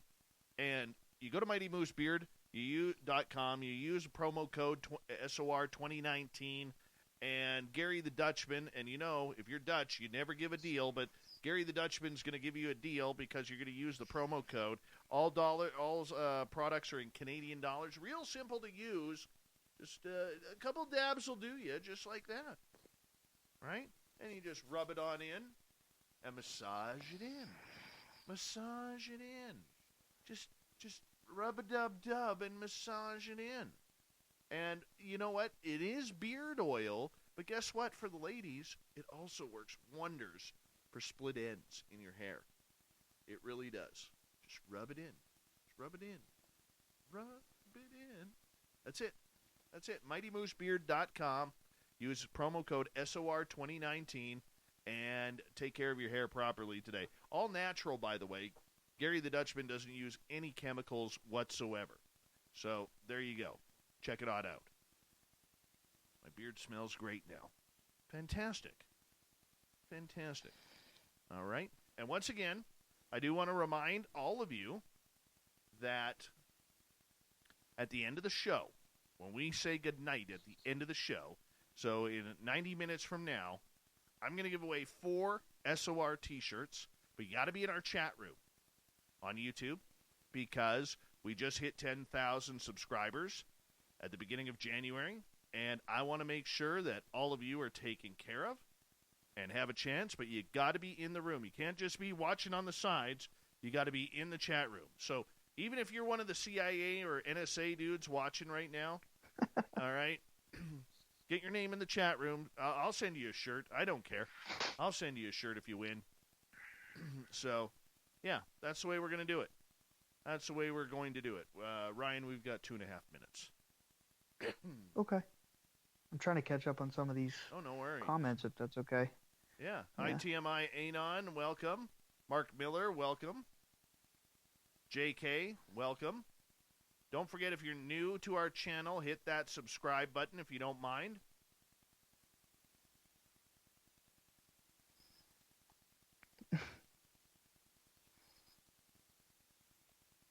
Gil, we're not starting tonight. We are not starting tonight. Uh-oh. Hey, Howard, thank you so much for the super chat. Appreciate that, man. Thank you so much. Really do. Between you, Cat Chaser, Human Carl, that's just wonderful. Thank you so much. Hello, Lori Rosenfeld. Welcome. Mary Bone, good to have you back. She's a vegetarian, Mary Bone, Mary Bone, Mary Bone. Yes. Oh, she's busy with housework.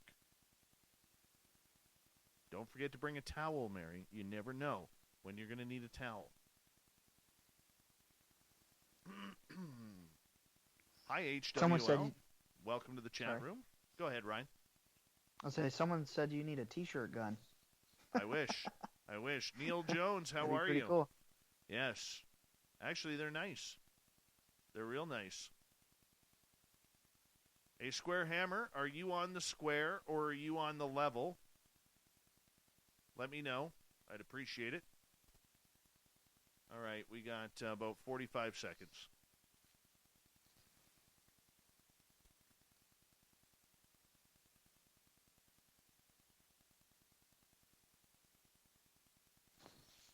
BMR, welcome to our channel. Make sure you hit that subscribe button.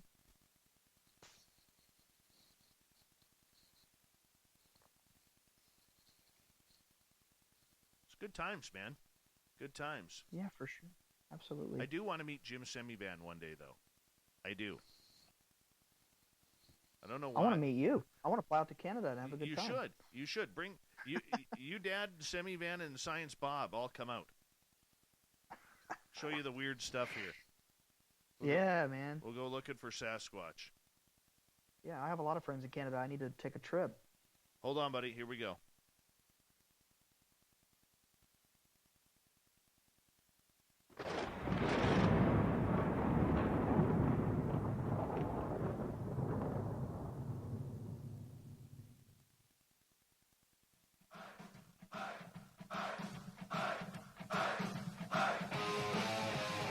We pass the halfway point of Spaced Out Radio tonight.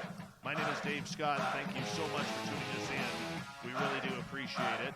I want to remind you that if you missed portions of this show or others, check out our free archives by going to youtube.com/Spaced Out Radio. Just do me the favor, hit that subscribe button. Our website is spacedoutradio.com, where we have a plethora of features for you, including rocking out to Bumblefoot and reading up on Captain Shirk's SOR Newswire.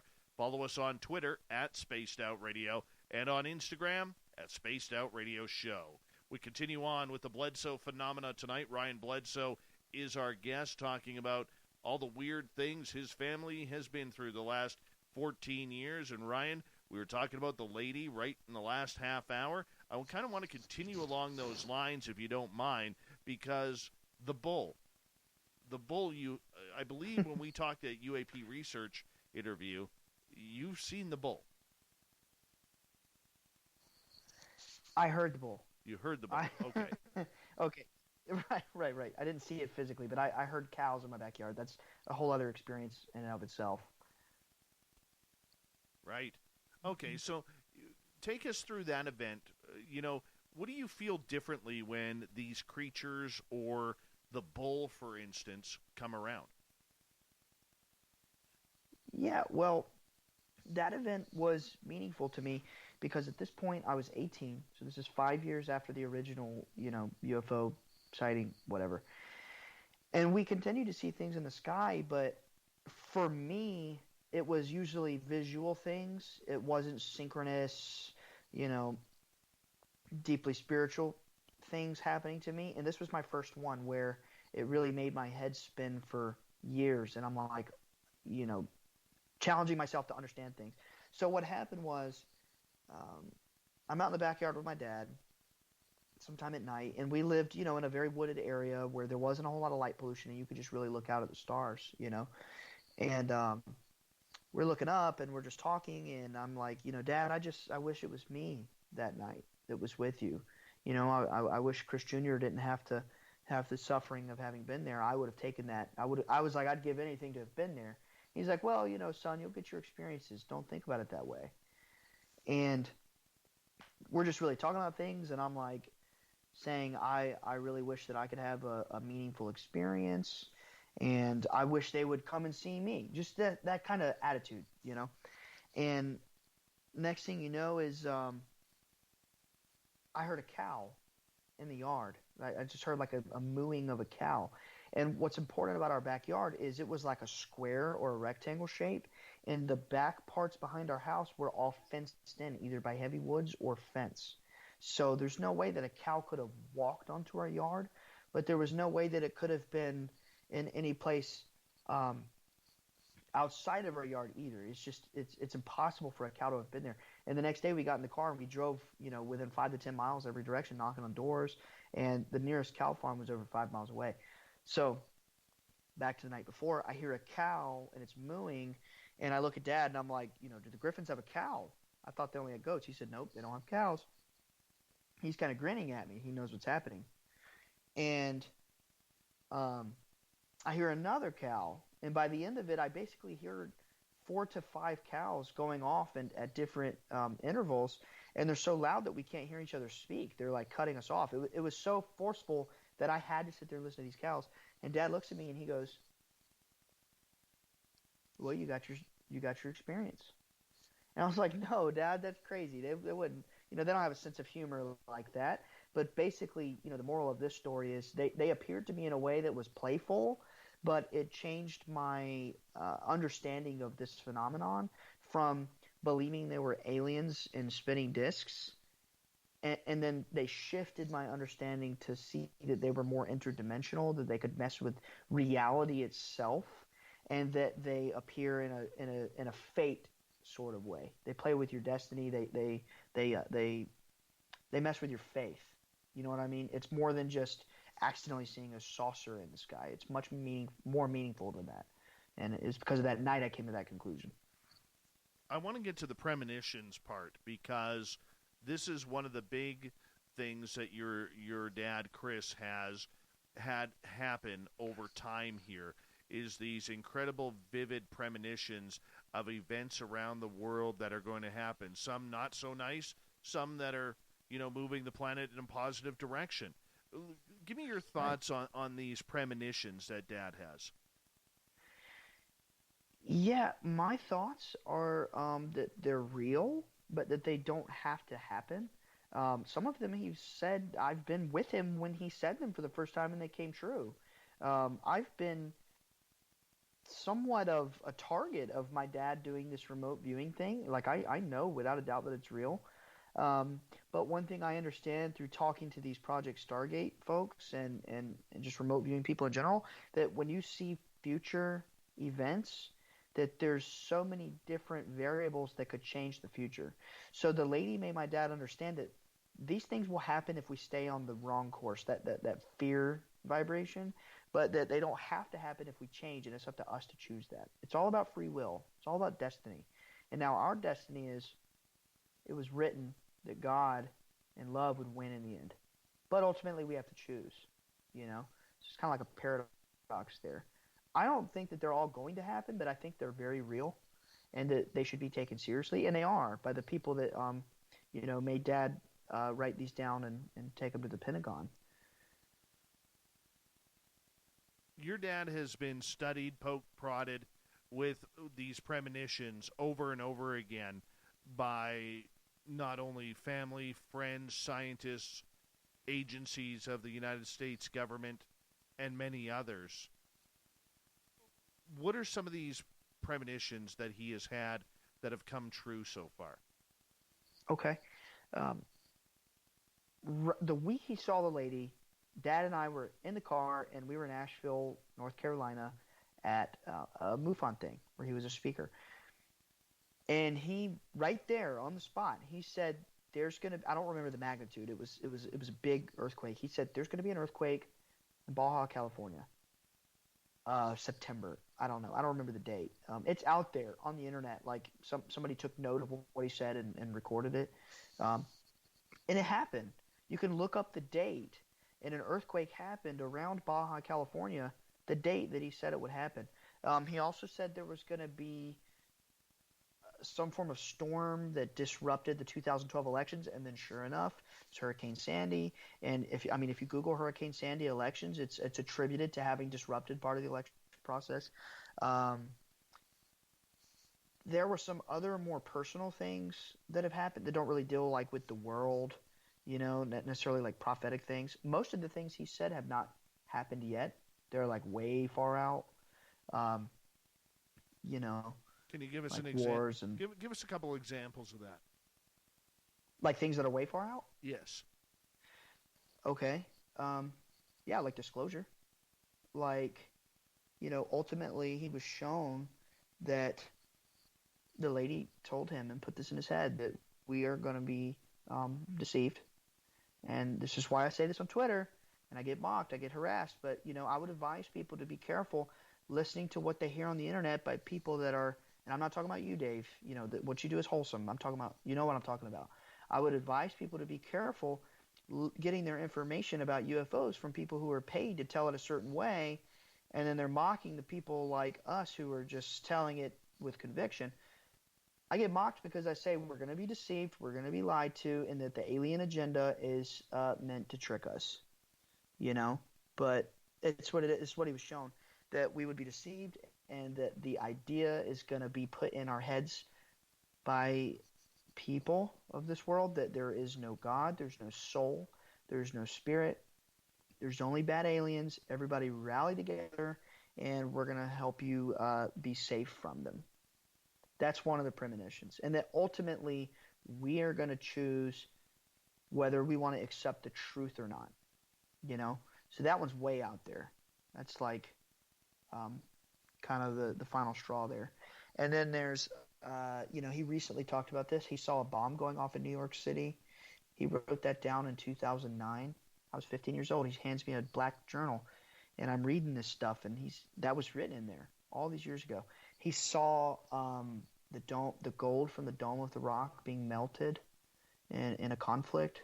You know, he saw the nation of Jerusalem be made the capital, which that's been kind of thrown around a little bit in the last year, and just things like that, apocalyptic things, because the lady said that's what it's about, that these people in power are making the events of Revelation happen in order to force a cataclysmic event.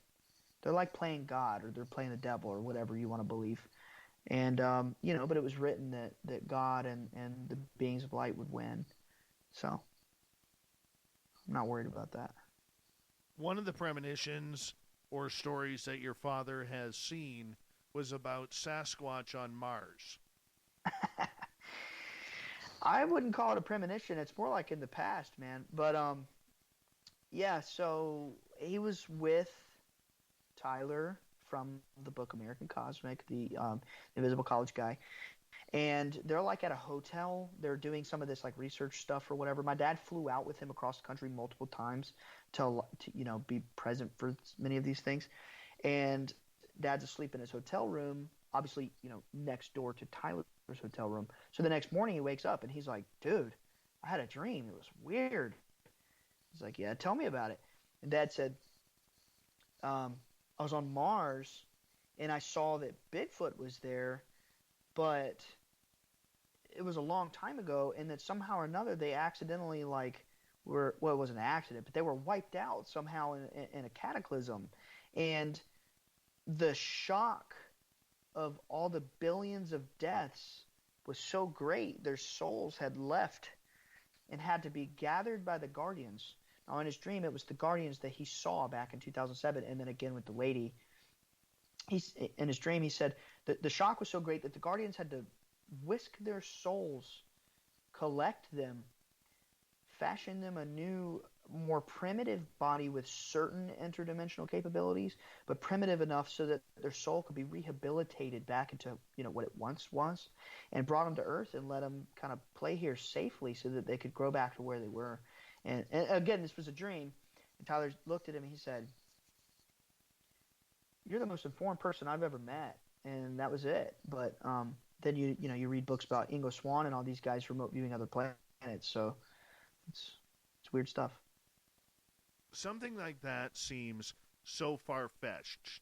Okay, that's one of the ones, and I don't mean this as insult, but that's one of the stories where a lot of people who are so nuts and bolts about this entire phenomena in the community will say, "Oh, there goes Bledsoe again off the rocker." You've heard it. You've seen it on Twitter. It's cruel. It really is. Oh, yeah. Yet the people that surround you take this stuff pretty seriously. Yeah, they take it very seriously. And honestly, for the folks who are stuck on nuts and bolts phenomenology, I would say respectfully, you need to abandon your thinking. And you need to adapt, because that's not the reality of everything that's going on. What I would say is going on is that nuts and bolts can be a consequence of the choices of these beings. They can manipulate our reality however they want. But, like what Grant Cameron says, I really like the way he words things. These things aren't just flying here from Jupiter and then pieces of their ship are just falling off and oh, look, their bumper just fell in my yard. Let me go grab it. It's not like that. These beings are so complex that it can't be fathomed, and they can play by our rules, but presently we cannot play by theirs. It's of no consequence to them to appear physical if it means that it would get our attention and cause us to make certain mental associations. But it's not a nuts and bolts phenomenon. I know this for a fact. I mean, just talking to these people in the Invisible College and Jim Semivan. You know what Jim Semivan told me? He said there's no such thing as supernatural phenomenon. It's as natural as you and I, but it exists at a level and frequency that we cannot sensibly detect with our present technology. But it's just as natural as you and me. You know, they're alive like we are. Is that part of the consciousness aspect of everything? Oh yeah, I believe everything is consciousness. I believe reality is consciousness. It's all one. Okay, so when Mr. Semivan tells you that there is no supernatural in regards to the entire phenomena, what is he getting at? What he's getting at is the term supernatural is wrong because that implies almost that it's not real. What he's saying is that it is as natural as you and I. In other words, those beings that blow our minds and they're complex, complicated, whatever, they are just as natural as you and me, and that they are a part of our reality as we are a part of theirs. They're not in some – we categorize them as not even being real. It's like, oh, yeah, that's not real unless you show me a photo.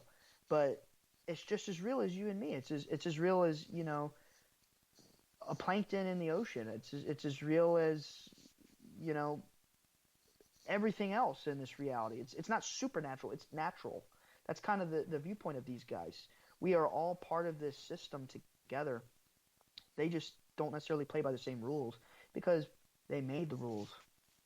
Have these government agents, whether it's Jim Semivan or the Invisible College or whomever, been on the property when these phenomena are happening? Has it been recorded? Recorded like with a camera? Recorded. Is that what you mean? Even in person. I will say Dr. John Alexander was with us and had a sighting, a significant sighting. Jim Semivan has been on our property and has had photos taken that, although he couldn't see anything with his eyes, later when he saw the photos, it freaked him out because there were like entity smoke and things like that. That's how we figured out what entity smoke was, because Jim saw the photos of himself and he put us onto that. There's a thing such as entity smoke, which indicates that something is manifesting. My dad has been on various trips with Tyler and has had some incredible, remote viewing type synchronistic experiences. Pretty much in some form or fashion, he's had something happen with or around all of these people. Not necessarily on our property, technically. I know that's what you asked, but somewhere, somehow, he's had an experience with all these people. That's why they still come around, many of them. Could you say that your dad summons these beings, or are they just there? And I think they're. Go ahead. And will light up for anybody who they want to see, or yeah, go ahead. I think people need to abandon what they understand about reality as a whole. I think that these beings are that we're swimming in them, like they are constantly around us, and that they will allow themselves to be acknowledged by the individuals who, with pure intentions and a whole, an honest, pure mindset, reach out to them. They will allow themselves to be acknowledged. It's not like, oh, let me focus my mind on them like some CE5 stuff. I'm going to pull them through a portal. It's not like that. They're the ones that hold the keys to this thing, and they pick and choose who they appear to. It's never, ever, ever an accident, ever. Have they been – okay, let me rephrase this. Have you been around when they've shown themselves, yet other people around you cannot see them? So let's say in a group of 4 or 5 where 2 out of the 4 cannot see what's going on, or 1 of the 4. Yes, but I don't think it's in the way that you're technically asking. So from what I understand, you're wanting to say, all 4 of us are looking in the same direction. Can 2 people see it and 2 people not? Is that what you mean? Yes. It doesn't happen like that. It's usually like the one who's not meant to see it, they turn around for 5 seconds to tie their shoe and everyone else saw it and then it's gone. It's never, in my experience, been all of us looking in the same place and some can see it and some can't. It doesn't just happen like that. But we do have things where we'll see flashes and whoever wasn't meant to see it, they just happen to not see it. But, it definitely happens that way. Okay. All right. For you personally, let's focus on you here, as we got about 4.5 minutes before we got to go to break at the top of the hour. Ryan Bledsoe is our guest tonight. For you, Are you starting to see the phenomena more? Yes. Yeah, me and Dad are seeing them a lot lately. Pretty much any clear night we go out there, we'll see them. We'll have a little show. It's about the mindset and the intention. It's not a ritual. It's not a summoning. It's going out there with belief and faith that there are beings out there who are around you at all times. It's just how you approach them. It's humility. We don't own these beings. We don't control them. They bless us with appearances and miracles and things of that nature, and we always thank them. What about the fact that if you don't call it summoning, there's a lot of people out there who believe they can summon? They can probably summon something, but this phenomenon that we're dealing with, I don't think that they can be summoned, because that implies that you have control over them. I think that there is no amount of control that could ever be put on these beings. They're from what I understand, they're more powerful than anything that we've ever come face to face with. Any other, you couldn't point a gun at it and kill it. That's for sure. Have you been taken? I don't know. I have a lot of dreams that I'm driving down the road at night, and they stop me on the side of the road. But I've never been regressed about being taken. I would like to. You got the friends who can do that. Yeah, but we don't really just ask people. We don't expect anything. We don't bother people. We're the kind of people, like, when these intelligence guys show up at our property, we take them out and buy them coffee and stuff.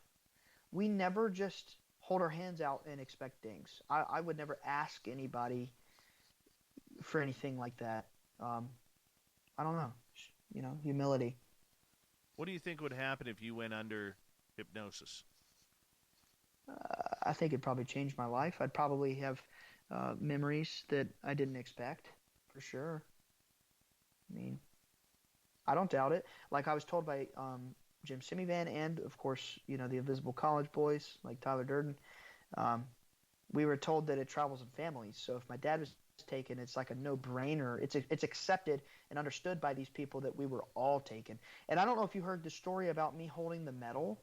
Did you hear that story, Dave? No. Okay, I told it on Grant Cameron's show, but basically, so Tyler Durden came to our house in late 2013, and he brought some medals, some like exotic type medals that were from off planet, and he handed us the medals. And when we held both pieces in our hand, we felt like electric currents through our arms. And he basically told us that means you have face-to-face encountered an entity if you felt this, shock through your arms. And I kind of abridged the story there, but he said he only saw that with 3 other people ever out of all the people he tested. So these people believe that our whole entire family's been taken, but my dad was the only one regressed for that. So that's a good question. Well, once you got aliens, you always got aliens. That's the one thing that I've learned through this thing. I've had people make fun of me over that, and curse me out over that statement. But in reality, it's true. You can never shake them. They don't just show up one time and say, hey, by the way, we're done with you, and now we're just going to fly off and you're never going to see us again like a cheap one-night stand. Yeah, for sure. But just one of those things, my friend. One of those things. Yeah.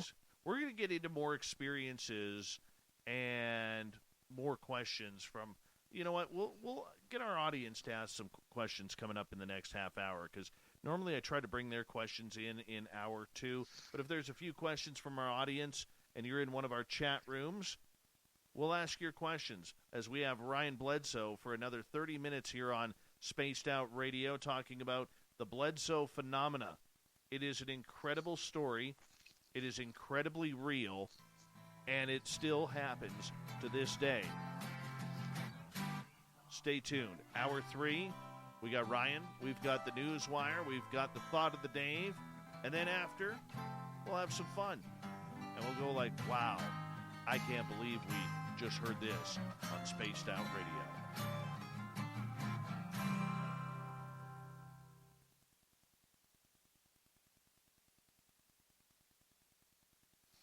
Ryan, I'm just going to run my dogs out. I'll be right back, okay? Mm-hmm. Oh, sorry. Did I speak too early? Nope. No, you're Okay. perfect. You're perfect. I didn't know if I caught the radio. Yeah, no, you're perfect. I'm just going to run my dogs out. I'll be right back, okay? Okay. No. Along with some stories that will blow your mind from the weird to the wacky. It's the news outside the news that piques interest, and that's what we're looking to deliver to you. The SOR Newswire, only at spacedoutradio.com.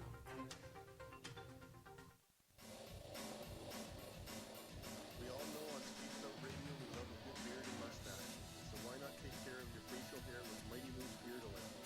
Made in Canada, we're taking care of beards and stashes around the world. We use 100% natural ingredients which are oils and balms to make your whiskers feel silky smooth. Use promo code SOR2019 at MightyMooseBeard.com today.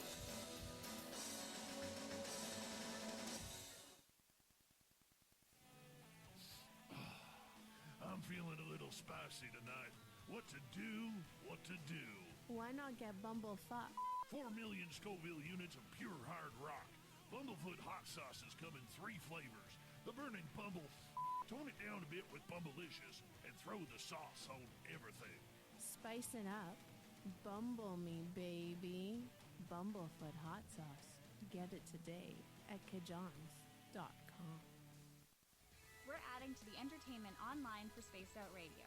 I'm Amber Beckard, and I want to invite you to subscribe to our YouTube channel and check out Cryptid Tales, where I will take you on a journey into some of the strangest legends and lore from around the world, relaying the stories to you of the strange creatures and experiences that people have had throughout time.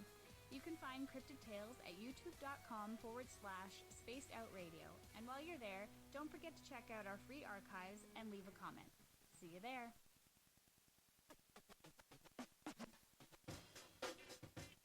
The SOR Vault is open for business, and we have some cool swag for you to pick up.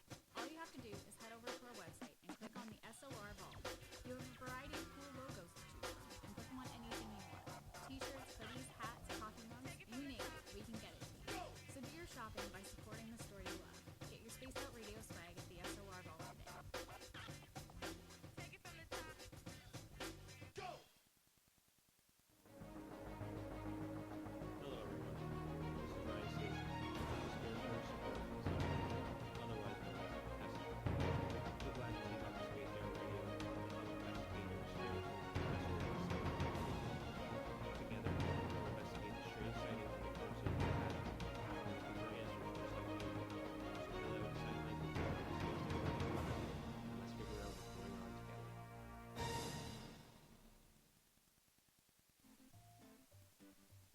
Looking for creative ways to get your company out in the public? How about advertising on Spaced Out Radio? Our sales department is waiting to hear from you, and we can work around any budget. From commercial spots to banners to special promotions, there are many opportunities to get your name and product out to our SOR listeners. For a price guide and... Hey, Ryan, I'm back. What's up? Dude, these comments are great, man. Is this every night? Tonight's a little bit of a packed house. Oh, really? But usually the chat room is moving just like this. This is awesome. Hey, Gary Voorhees from the Nimitz incident. Yeah? He'd like you to DM him on Twitter. Done. You know what's weird, dude, is I assume he's listening right now. So, Yes. Gary, this is to you, brother. Earlier I was scrolling on my Twitter, and I saw somebody shared a tweet of his. And please don't be offended, Gary, because with me being like a subject in ufology, I try not to cloud my mind and look up who everybody is. And I didn't quite know who he was.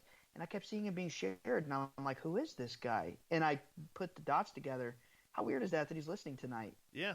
He's got a good beard, too. Solid beard. He does. Yeah, he does. It was a great picture of him and Sean Cahill on Twitter the other day. I saw it.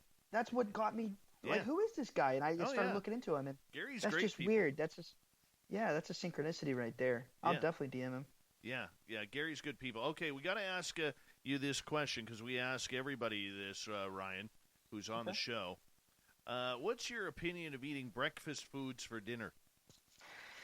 Oh, just the other night I asked my wife for waffles, and she said no. But yes, Perfect. Yeah, we had to make something else, but I love it. Oh, Ryan, So much better than that. And when it comes to Devil's Tower in Wyoming, all right, remember Close Encounters of the Third Kind, the big rock? Yeah. Okay. Yeah. Are you on? Do you believe it's a rock or do you believe it's a tree stump? I honestly watched that movie like when I was a little kid, and I don't remember it that well. All right. We'll let you slip out of that one. Hello, Elaine Clifford. How are you? And, yep. Okay, the questions are coming in, and I'll try and get to as many as we can. We got under a minute to go. Big thank you to Howard, Cat Chaser, and Human Carl for the amazing super chats in supporting this show. Thank you to everybody who's given us a thumbs up or down. Want to remind you that if you stick with us right to the end of the show, because we hit 10,000 subscribers on YouTube, I'm going to give away 4 T-shirts tonight. 4 T-shirts. So you make sure that you stick around because we're going to have some fun with this coming on up and kind of go from there. I don't know what I'm going to do to choose people yet. I'll leave that up to me. Maybe Cord's the booking guy and his mustache, but we'll make sure it happens. And we got Ryan for another 30 minutes here, everyone. So sit tight. We're going to be live here in about 5 seconds.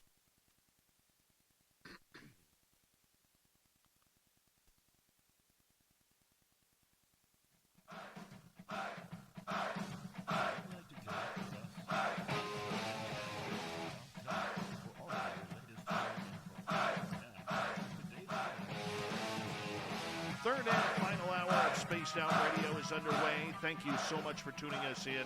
My name is Dave Scott, sitting in the captain's chair of SOR headquarters, welcoming you to tonight's show, especially if you're listening in on our terrestrial affiliates around North America, digitally on KPNL, Revolution Radio, and TalkStream Live. Remember, you can check out all of our archives for free by going to youtube.com/Spaced Out Radio. Just do old Davey the favor, hit that subscribe button.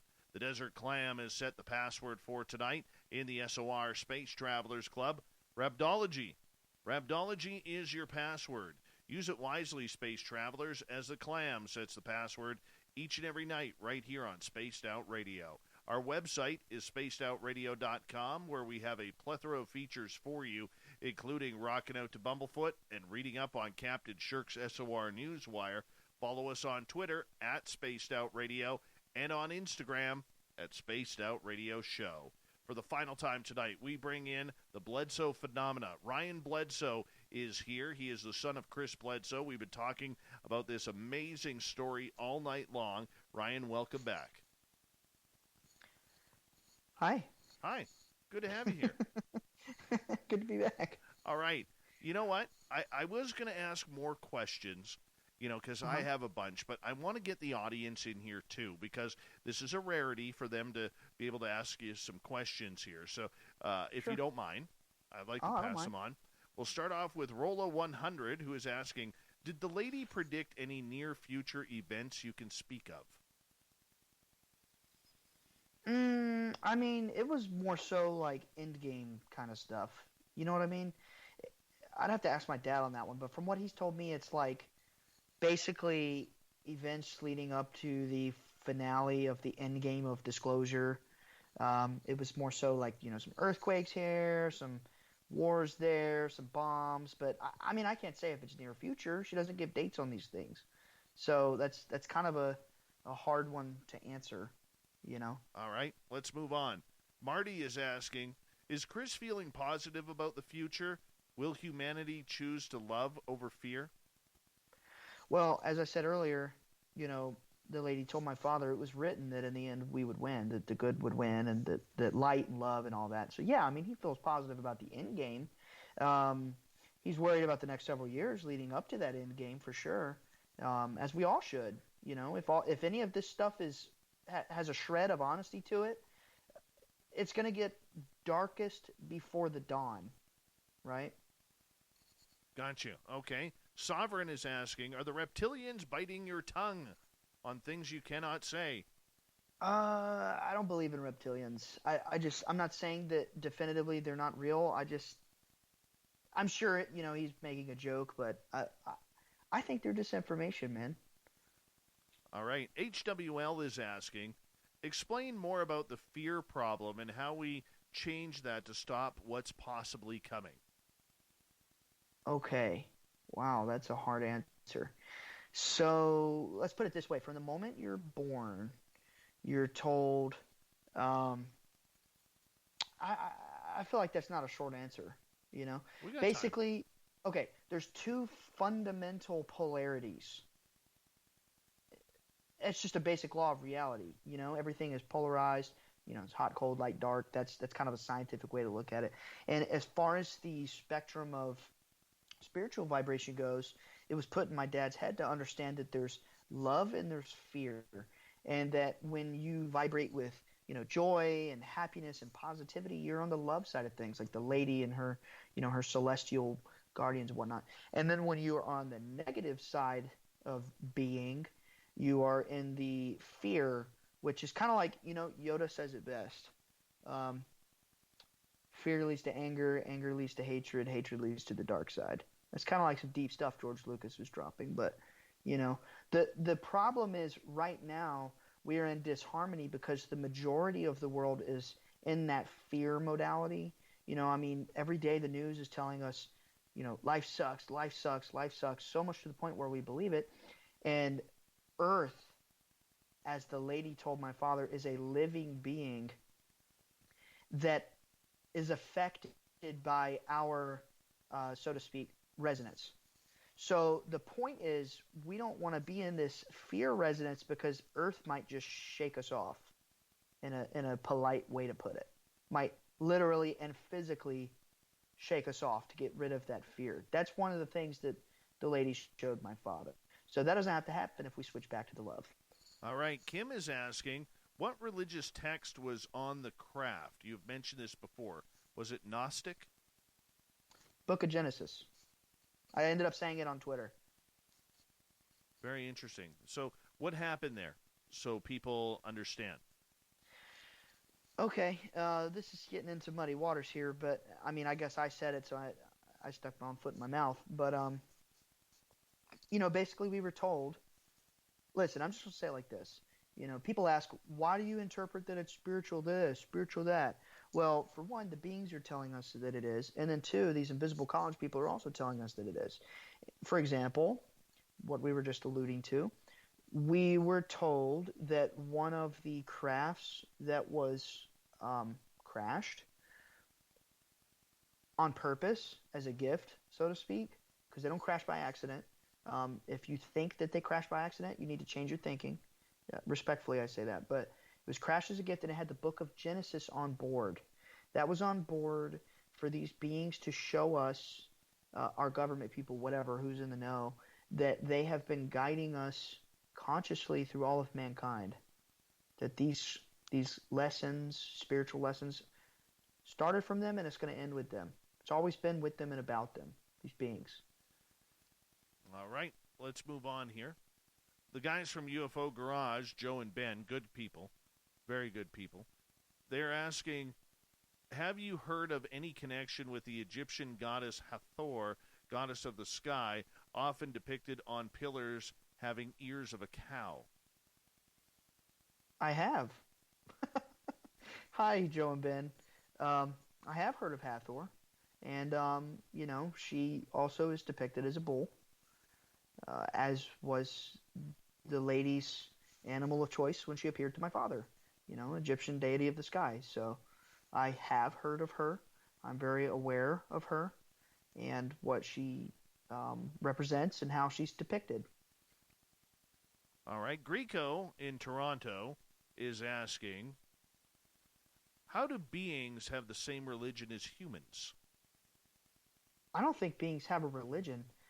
I think that the problem is we have a religion, and I think that there is a fundamental objective truth that we currently do not have because we're being so misguided by our current control system that's why the beings are showing up, is they're trying to nudge us back to the true reality outside of our oppressive religion and religions, you know, and the dogma of scientism. Not science, but scientism. It has become a religion. It's the religion of the elites.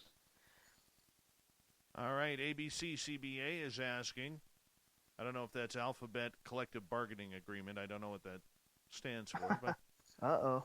can you ask Ryan if they researched the jinn realm as described in ancient Arabian cultures? Many of the Bledsoe experiences seem similar. I'm just going to put it like this because this was told to me by some of these people and like the Invisible College and stuff that, when you have a jinn on your shoulder giving you knowledge, what word was born from that?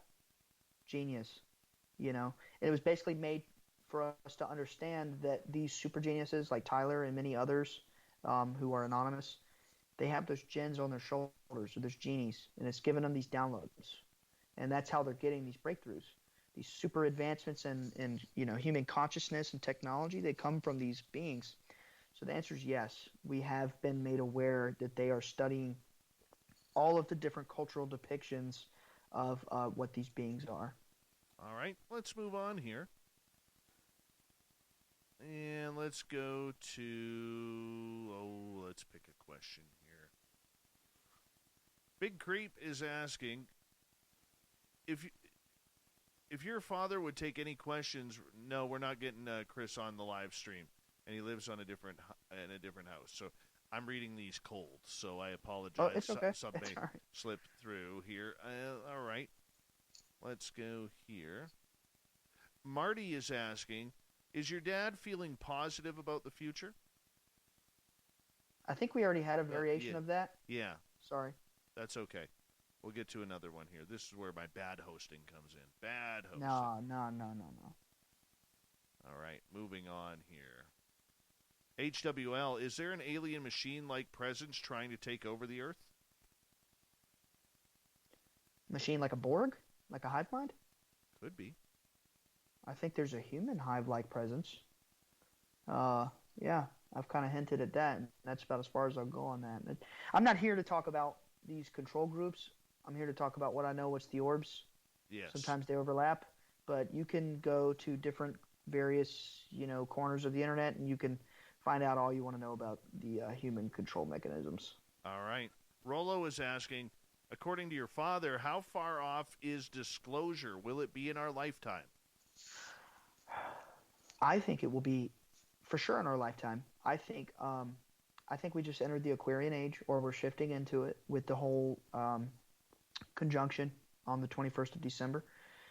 And I believe that now, through these tumultuous events that are happening in our daily life now, it's going to be like that all the way up until it's not like that anymore when the apocalypse happens, which apocalypse is a Greek word which means to reveal that which is hidden.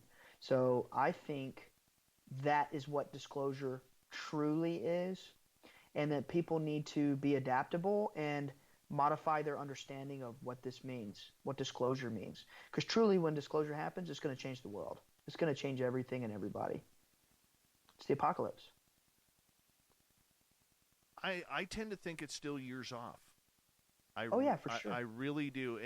And the reason why, and I've said it on the show, and agree or disagree with me, that's quite okay. But I really believe that they are preparing the younger generations, because the 35 and under crowd, which you're a part of, right, is following their own lines of spirituality. They're moving away from the church, the organized religions, which the 35 and older crowd is still very much a part of, and still has a very strong testament and belief to the religious dogma that goes along with that. However, if I look at my own children, or I look at kids around my kids' age, or yourself or whatever, you're more open-minded to the certain and other concepts of spirituality out there, and more accepting of other types of possibilities that we are not alone in the universe.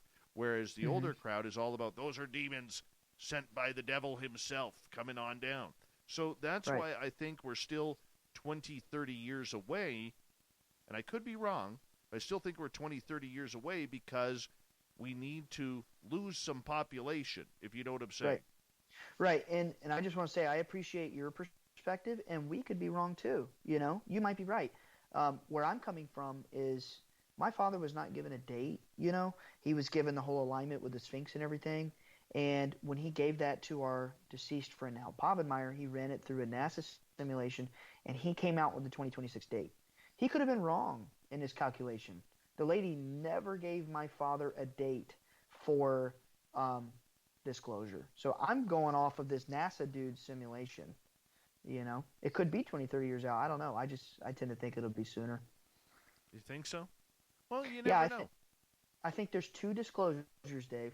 There's going to be the false one from mankind, and then there's going to be the true one from the beings.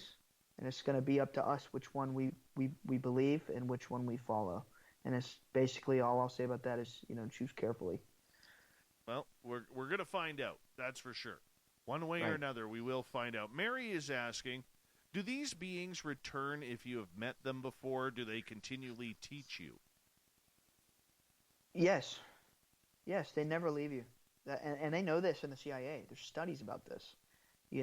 They tend to run with families.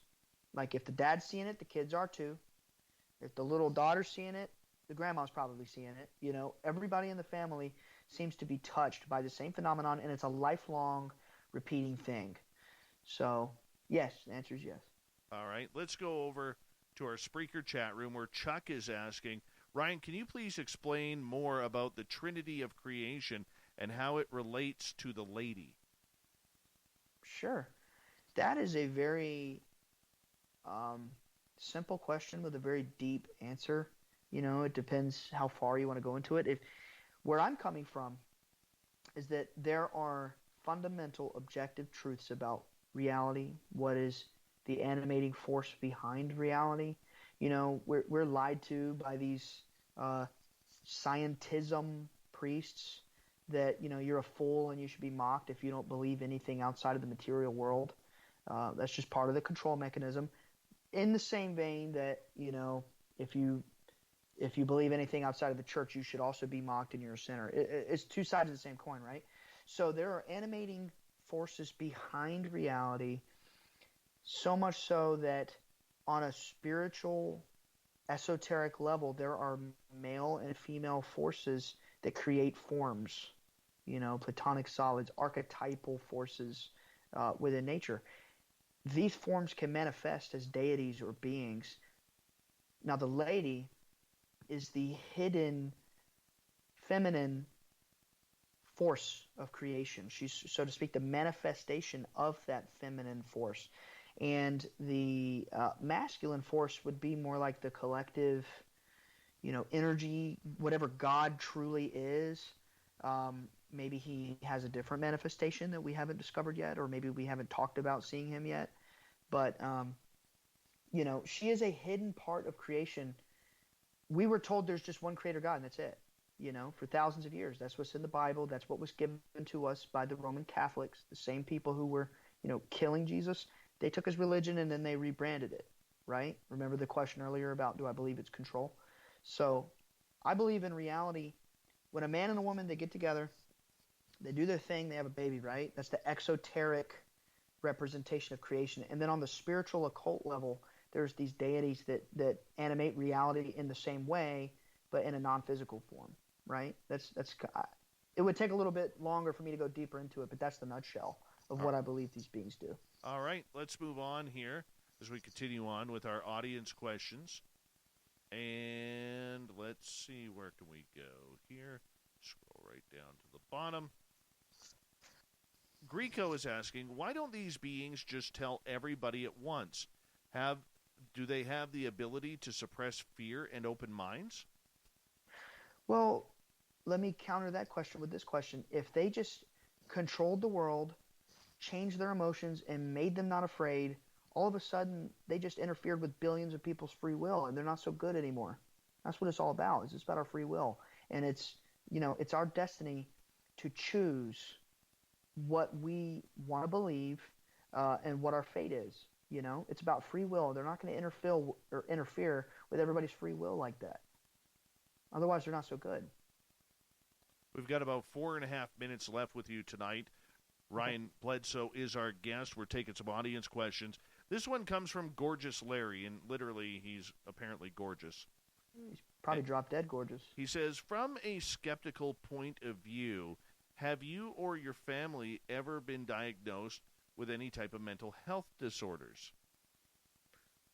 Well, I was being treated for ADHD, and then it was later brought to my attention that it may be along the form of OCD. But my mom has OCD for sure. But, you know, that's kind of something that I don't really like to discuss that. That's personal. Let me, it is personal. It's very personal. Let me put it this way. When MUFON came on the scene, they did comprehensive psychological evaluations of my father. They determined that he had anxiety, and that, you know, they used that anxiety to basically get him to break on the lie detector test. You know, but I kind of feel like that is a personal thing to ask. Well, I think the big reasoning for that question is because there are a lot of people out there who are going to look at you guys and have looked at you guys saying, "Oh, this is the crazy family." You know what I'm saying? And I think it goes beyond just, you know, anxiety, depression, ADHD, or anything like that. Lord knows I got all three, and I'm pretty open about it. You know, but for some, it is a difficult topic nonetheless. But I mean, I think the realm of questioning is more along the lines of for the skeptical people who out there who do not believe what you're going through, you know, have you been medically cleared? That it's nothing against insulting you or the family. You know what I'm saying? Yeah. There's some details I'm not going to go into here, but I will say, because you got to remember, there's 5 people in my family that I'm not going to speak on their behalf. No, and you shouldn't have to. But you know, we were cleared many years ago. That's all we need. All we need. One final question, because we only got about 90 seconds. Ivy is asking, you mentioned the ones who control this world will try to preach their own religion. What religion is the lady or this phenomena trying to teach us? I don't think they're trying to teach us a religion. I think that they are trying to lead us away from these mainstream religions and teach us the truth, which is that, you know, there really are angelic beings and forces out there. There really is a God, and it's real. It's not so much like, which way do you want to talk about it? Do you want to be Catholic? Do you want to be Buddhist? It's not like that in my mind. It's about, what is the truth? Is it real? You know, I don't care so much about doctrine at this point. It's about, is there a God? Are there real energies? You know, if I call on the name of Jesus, does it really help people? Yes. When my dad does, people are healed of their cancers. So as far as I'm concerned, you know, maybe there's other names out there that have the same effect. I don't know. I haven't tried them. But I don't think it's about religion, you know. I think it's about truth, and they're actually real or not. All right. My friend, we've got about 30 seconds left, and I want to say it's a pleasure to be the first one to interview you twice. I could say that. And I had a lot of fun with you tonight. I know our audience did as well, and you're a good human being, and I think your answers were very, very honest, and I appreciate your honesty and candid nature with our listeners here on Spaced Out Radio. Yeah, I appreciate it. You know, anytime, you know, going forward, anytime I'll be there if you need me. I want to do the show with you and your dad. Oh, that'd be great. I think that would be a lot of fun doing that with you and Senior Bledsoe there, and you know, we hell, let's just line it up. We'll just do it. Well, he's listening right now, so I'm sure he heard you. Exactly. So, Ryan, thank you so much. Coming up next, we have the SOR Newswire, and we have the Thought of the Day. Stay tuned. Spaced Out Radio continues right after this.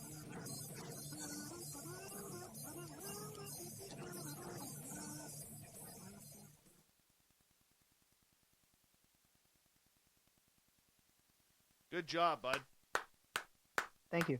We'll give you a few claps. Rock and roll, man. Rock and roll. That was fun.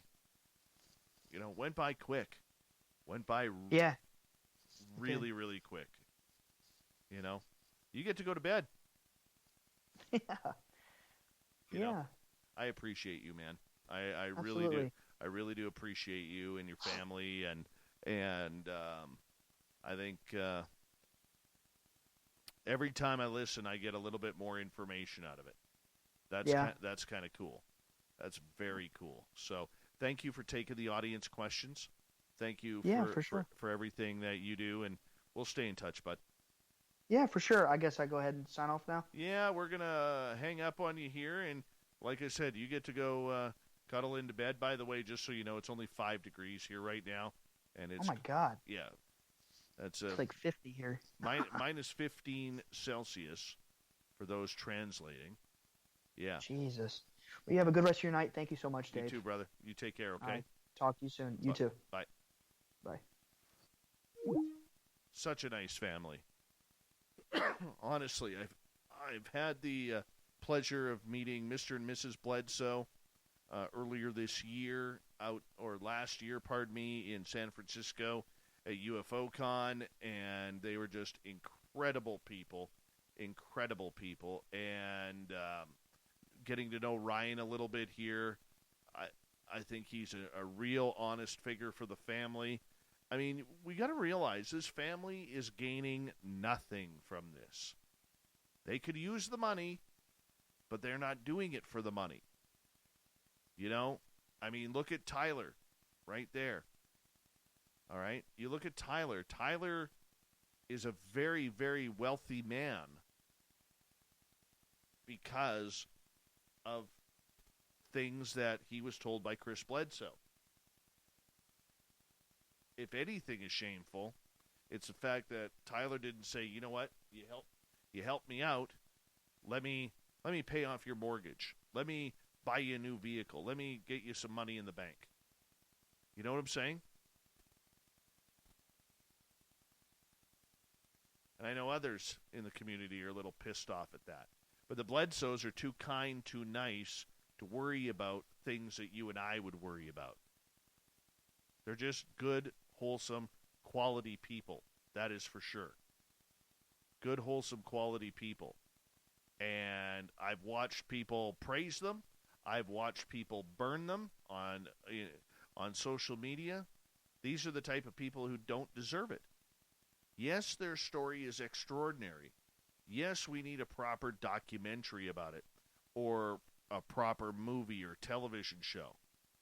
It's phenomenal. You know?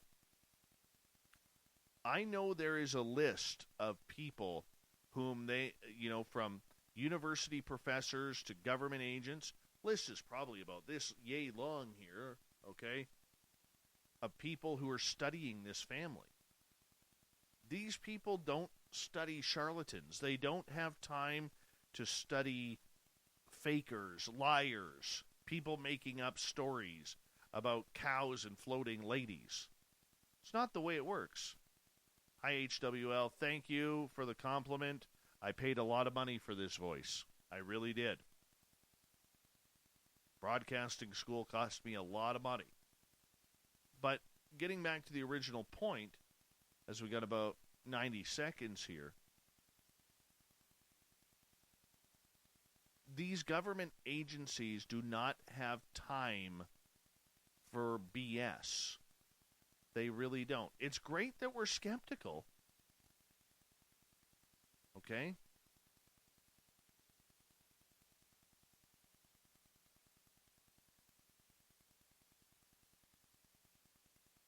Give me 1 second here. It's great to be skeptical, but it's another thing to not look at the other facts of it all. So that's why I'm a believer in the Bledsoes. They've never given me any inkling in the number of times I've talked to them that they are not the real deal. I like them.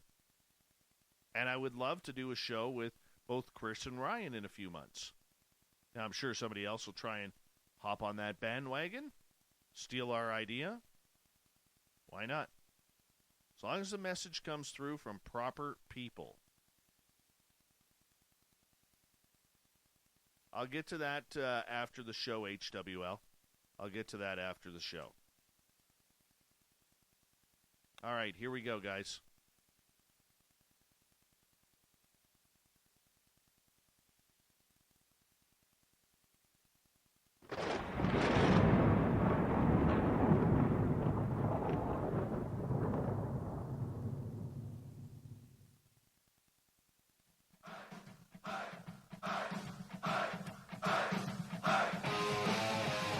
Rounded third. We're heading for home tonight on Spaced Out Radio. My name is Dave Scott. Thank you so much for taking the time to join us. We really do appreciate it. I want to remind you that if you've missed most of this show or others, you can check out our free archives by going to youtube.com/Spaced Out Radio. Do old Davey the favor, hit that subscribe button. Our website is spacedoutradio.com, where we have a plethora of features for you, including rocking out to Bumblefoot and reading up on Captain Shirk's SOR Newswire.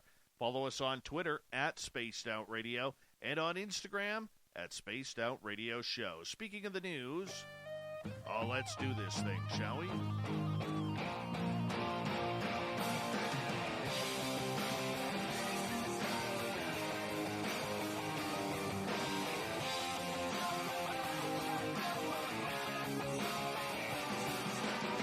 Is always changing, which is why we bring you the SOR Newswire at the back end of every show, where we get to the weird, the strange, the wacky, and sometimes the down.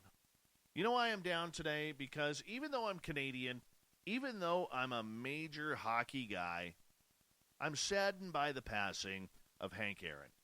He was a major figure in not only baseball, but the sports world in general, held one of the most incredible records ever that personally I still think stands. And it was no surprise that when he passed away, it affected many. Aaron died at the age of 86, according to his daughter, as word got out, and people started reacting from all over the sports world, wishing him well on his next journey to the next big baseball diamond in the sky. Now, he leaves behind his family, of course, but you know what? I got to say this. Baseball did him wrong at the end. They should have never allowed the steroid era to take over his record, namely Barry Bonds. Ever. Should not have happened. Barry Bonds, to me, is not the home run king. It is still Hank Aaron. Same as Mark McGwire. Hank Aaron was a natural beauty of America's pastime. He was a 25-time All-Star. He was an MVP, 3-time Gold Glove winner, and guess what? No steroids. 715 home runs, past Babe Ruth. Finished with 755. He is still, in my books, the greatest home run hitter ever. And we need to be able to recognize that. Baseball wronged him, completely wronged him due to the steroid era. I think that's disgusting. Let's go Yankees. Just around the corner, pitchers and catchers. You know, this has to be one of the most emotionally cute stories that I've read in a long time. You know, we don't deserve dogs. We really don't. They're loyal. They're happy. If we're feeling down, the dog will always, always cheer us up. You know, so in northeastern Turkey, a gentleman named Samal Senturk was put into hospital for 6 days until he was discharged. But what his dog did was what made national headlines. His dog, after Mr. Senturk was transferred by ambulance to a hospital, Bonkuk, the dog, escaped from their apartment and followed him to the facility, where she waited patiently each and every day. Hospital staff informed Senturk's family about the whereabouts of the dog, But after Bangkok was brought back home, she managed to escape again and returned back to the hospital looking for her owner. She loves him that much. The hospital said Senturk's apartment was nearby and that the family were not sure how the dog kept escaping. His dog Bangkok had followed him to the hospital and literally 6 days, every day there, waiting for his owner to come out. Even though the family took the dog back home, she still escaped. That is loyalty and best friendship. But his dedicated four-legged dog and friend refused to leave the hospital. Keeps staking out, waiting for her owner to come out. Finally, he did. When he was all cleared to leave the hospital, he was met at the door by his puppy, Bangkok. How awesome is that? It's a beautiful video. Go on YouTube or go on social media to find that. It is the cutest thing. We could all wish that much love from anybody or any animal into our lives. Let's head over to British Columbia here, where I am. Value Village employees often find sums of long-forgotten money tucked into donated jackets and purses. But store manager Jeffrey Stonehouse found a sum of $85,000. He goes, I have the exact amount here, $85,549. That is certainly the largest sum we've ever found. Stonehouse has worked with Value Village for 15 years, managing the Hastings Street store in Vancouver and processing depot on Venables Avenue. On Monday, he and a coworker were going through recently donated items when his coworker opened a yellow plastic bag to reveal a big bank deposit books and stacks of envelopes. When she ripped open an envelope and leaned over to show me, it was full of money. A wad of money. The pair opened more envelopes and found more money and more. We were a little confused, he says, about what we were looking at. The first thought was, that goes through your mind, is this legal? Is it counterfeit? And then, is it from an ethical source? Stonehouse said the pair immediately reported and cataloged the money as store protocol requires. The pair also went through the rest of the bag and found bank receipts that showed the name of a possible owner. In total, over $85,000 in Canadian bills, the most recent of which was printed in 1988, said Stonehouse. Other documents found inside the money bag seem to indicate the owner may not have seen the money in about a decade or so. Sergeant Steve Addison of Vancouver Police received a call from Stonehouse on January 18th asking for help with the money. Officers were dispatched to collect it and the bank receipts and have since then been able to locate and confirm the identity of the owner. Addison said it appeared the owner is a woman who had moved into a long-term care home almost a year ago, but that the money was unknowingly donated by well-meaning family members who had recently cleared out the woman's storage unit. We didn't solve a crime, the police say, but we helped facilitate a happy ending to the story. That is very cool. Let's go down to Texas, where Texas man is acting a lot like Florida man. Police in Houston apprehended a gentleman who stole an ambulance, and where did he take it? Well, not out of the scene. No, how about a jack-in-the-box? Yes, a jack-in-the-box. Emergency lights flashing and everything going through the drive-thru. Paramedics were on a call when a man jumped in and drove off, the Houston police wrote on their Twitter. Officers tracked the ambulance to a fast food outlet where the driver was at the drive-thru ordering food with emergency lights on. Police did not disclose which restaurant, but considering the photo was taken in front of a Jack-in-the-Box, we're going to assume it was Jack-in-the-Box. The suspect had driven too, but photos shared by the Department of Police show the citizen standing outside the Jack-in-the-Box. Of course, the suspect, identified as 36-year-old Ronaldo Deschamps Leonard, he was taken into custody without incident and charged with felony theft. Anybody wonder if there's any drugs or alcohol in that story? I tend to think so. Here's a scary one. Authorities in Chicago confirmed a wheel fell off a small plane over the city and landed in the front yard of a resident's home. The Chicago Department of Aviation said a single-engine Pilatus PC-12 plane was noticed shooting off sparks as it landed Thursday at O'Hare International Airport. After it safely came to a stop, officials noted the landing gear assembly from the left side of the aircraft was missing. Police, meanwhile, responded to the Jefferson Park neighborhood on reports airplane landing gear had fallen on the residential area. Neighbors said the wheel made a loud noise as it crashed to the ground and in a resident's front yard between the house and another home. Man, that's close. Residents said no one was injured by the wheel and there were no reports of significant property damage. The FAA and the National Transportation Safety Board are opening this investigation. Let's move on.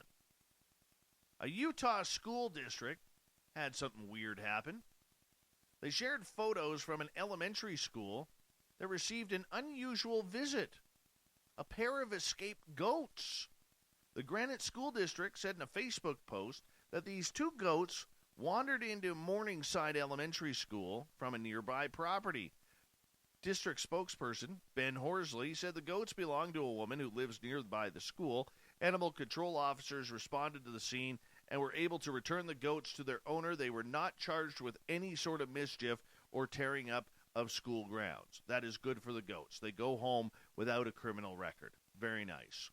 A Canadian company is seeking full-time and part-time candyologists to help serve as taste testers for the company's confections. Candy Funhouse, based in Mississauga, Ontario, hey, we broadcast there on Saga 960, said the remote working positions offer $47 an hour. You heard that. $47 an hour to sample and review some of the company's 3,000 candy and chocolate treats. I'm telling you, at $47 an hour, I am literally going through one candy an hour.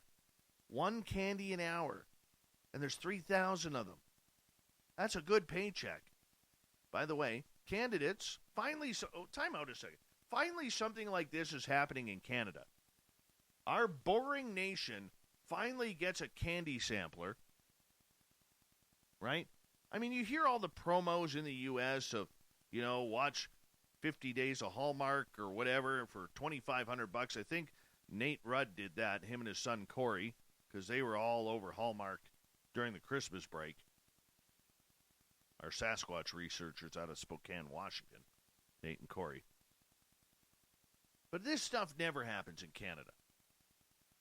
So finally we win one. Candidates, by the way, should have enthusiasm and eagerness to try confectionery products, the job posting states. We are looking for honest and objective opinions on the products that will be taste tested. I know a guy who would love this job. I really do. Applications, by the way, are being accepted online through February 15th. Moving on, a South Carolina couple found some amusement at an amusement park. Uh-oh, what's going on here? Well, guess what? The pair was arrested for allegedly filming themselves having sex on top of the Ferris wheel in Myrtle Beach. An arrest warrant stated Eric and Lori Harmon performed an unspecified sexual act while riding the Skywheel and oceanfront Ferris wheel entertainment venue Skywheel. Police said the alleged extracurricular sexual activity took place earlier this month inside a glass gondola that was visible to the public. They added the video was later released on a porn site. Now, how many of you are rushing to Pornhub right now while you're listening to this? Oh my goodness. Anyways, the pair, both 36, were charged with indecent exposure and preparation of prohibited obscene material. Skywheel officials said they weren't aware of any incidents. Reports said the couple had been charged still for similar incidents recently, including having sex in a community pool. I don't want to be the person who has to disinfect that. I'm just saying. Don't want to be that guy. And finally, you know what? This is brilliant. If you want to get back at someone that you cannot stand, you can now send them some poo. Poo. 2 Toronto University students have launched a company that allows people to send cow poop in the mail. But they say the gag gift is for friends, not enemies. Yeah, right. One of the students, who said they both prefer to stay anonymous, said the pair wanted to come up with a business that derives from its shock and its moral stance. They have a connection to a Caledonian farm that supplies them with cow manure. We had been talking with one of our friends that said they'd heard of this business that sells poo and ships it internationally, he said. We thought that was hilarious that people could make $40 doing that. So the two guys decided to sell a 30-gram bag of poo-poo for $4.20. Where did they get that number from? I don't know, but for $4.20, you can get yourself some really sweet-smelling Anyways, so, and yeah, let's move on. For an extra 50 cents, by the way, you can include a personalized message that says, so and so sent you a cow poop gift. Do you care to return the favor or anything else the sender would like? Unless it's harmful or that we may think it's harassment, in which case the order will be deleted. If anything looks sketchy, we will not process the order for a day and reach out to the sender. The idea is to send a friend one of these packets of poo and get them to send one back and engage in a cordial battle of and play on Battleship. Really? Really? I stick with the glitter. If this isn't about being able to send your enemies some poo and the people that you can't stand, I'm not buying into this. Not buying into it. I'll stick with the glitter bombs instead. Or the glitter envelopes. Because there's nothing worse than glitter. 15 years from now, you will see glitter. If you open up that envelope in your office, you will find the glitter. Glitter never goes away. Poo? I'm not sending poo to a friend. I want to send it to somebody I don't like, damn it. Poo.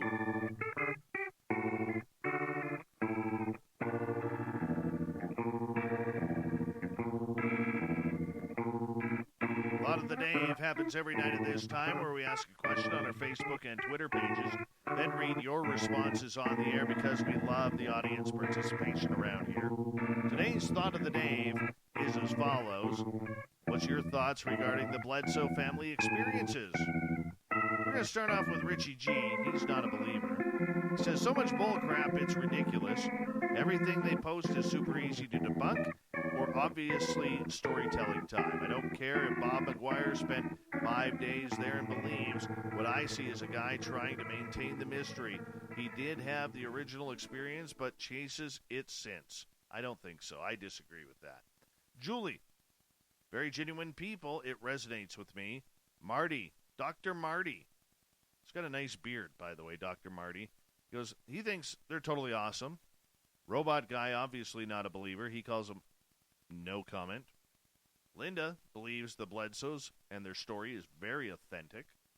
John, I 150% believe the Bledsoes. I have concerns about the consideration we are agreeing to in this new relationship. I want to know the biases and what is influencing the actions of the others. I fear being deceived. KK Nichols, I find them to be authentic. Marisol, I don't know. But eventually she'll know. Tourneur, seems nice, but if genuine, Chris gives too much credit to it, I don't know if it's a good idea to just believe shiny blonde space women who appear out of thin air and spout prophecies. I'd want a bit more info personally, but maybe that's not your big concern in the moment. Chaos. Bledsoe family owns the best winery in Walla Walla Valley. Have not heard about them since 13 Ballads. Space chicks with death ray guns for Jesus? That sounds cool. Yes, it does. Indeed it does. Let's move on here. Tim. Don't know enough to say, but the family lives next county over, and I worked with quite a few of the family members. Nice southern folk. Lance believes they are fully legit and ongoing. Lisa agrees, saying it's very intriguing and interesting, their story. Nicholas, otherwise known as Dirty Filth. I don't even know a thing about them, to be honest. I am fully expecting to get a cartoon out of the show tonight. I will be taking notes. This is important stuff. I want to see that cartoon, man. I want to see that cartoon. Jack, I find them fascinating. If I had to pick, I'd say the lady is probably the most fascinating aspect of it.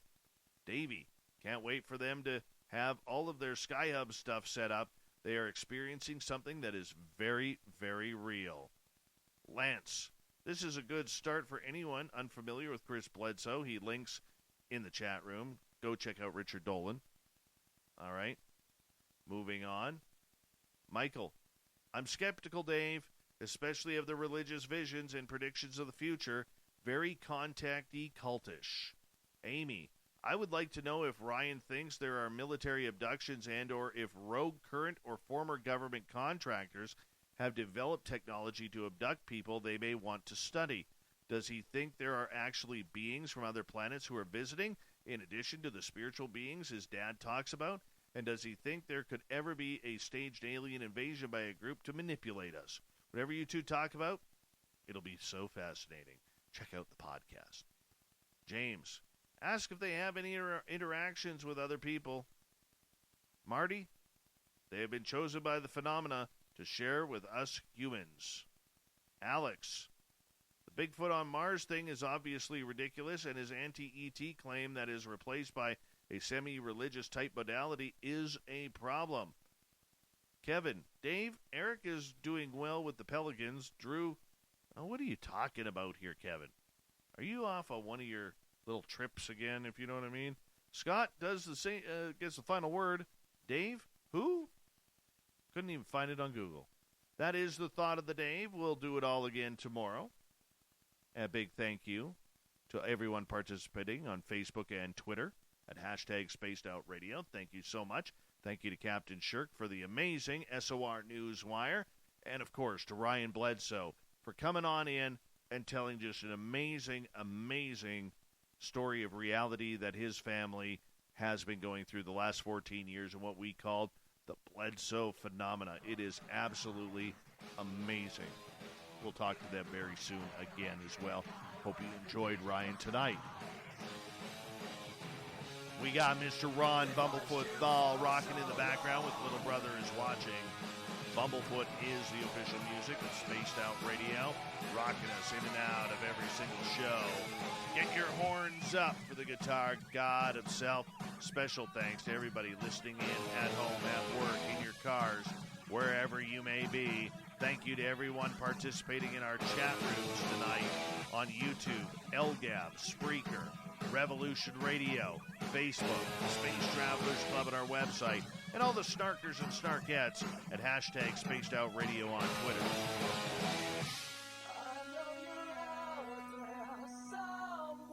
Remember, this show is copyright by Spaced Out Radio and SOR Media Ventures Limited. Thank you so much for choosing to share your evening with us, because together, my friends, we're watching. We own the night. Mr. Bumblefoot, we need a favor. We need you to take us home.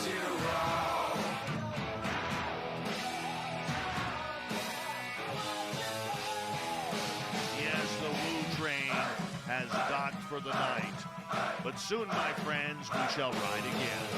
Your seats are always available. Your tickets never expire. And if you want to bring a friend, yep, we've got room for them too. Good night.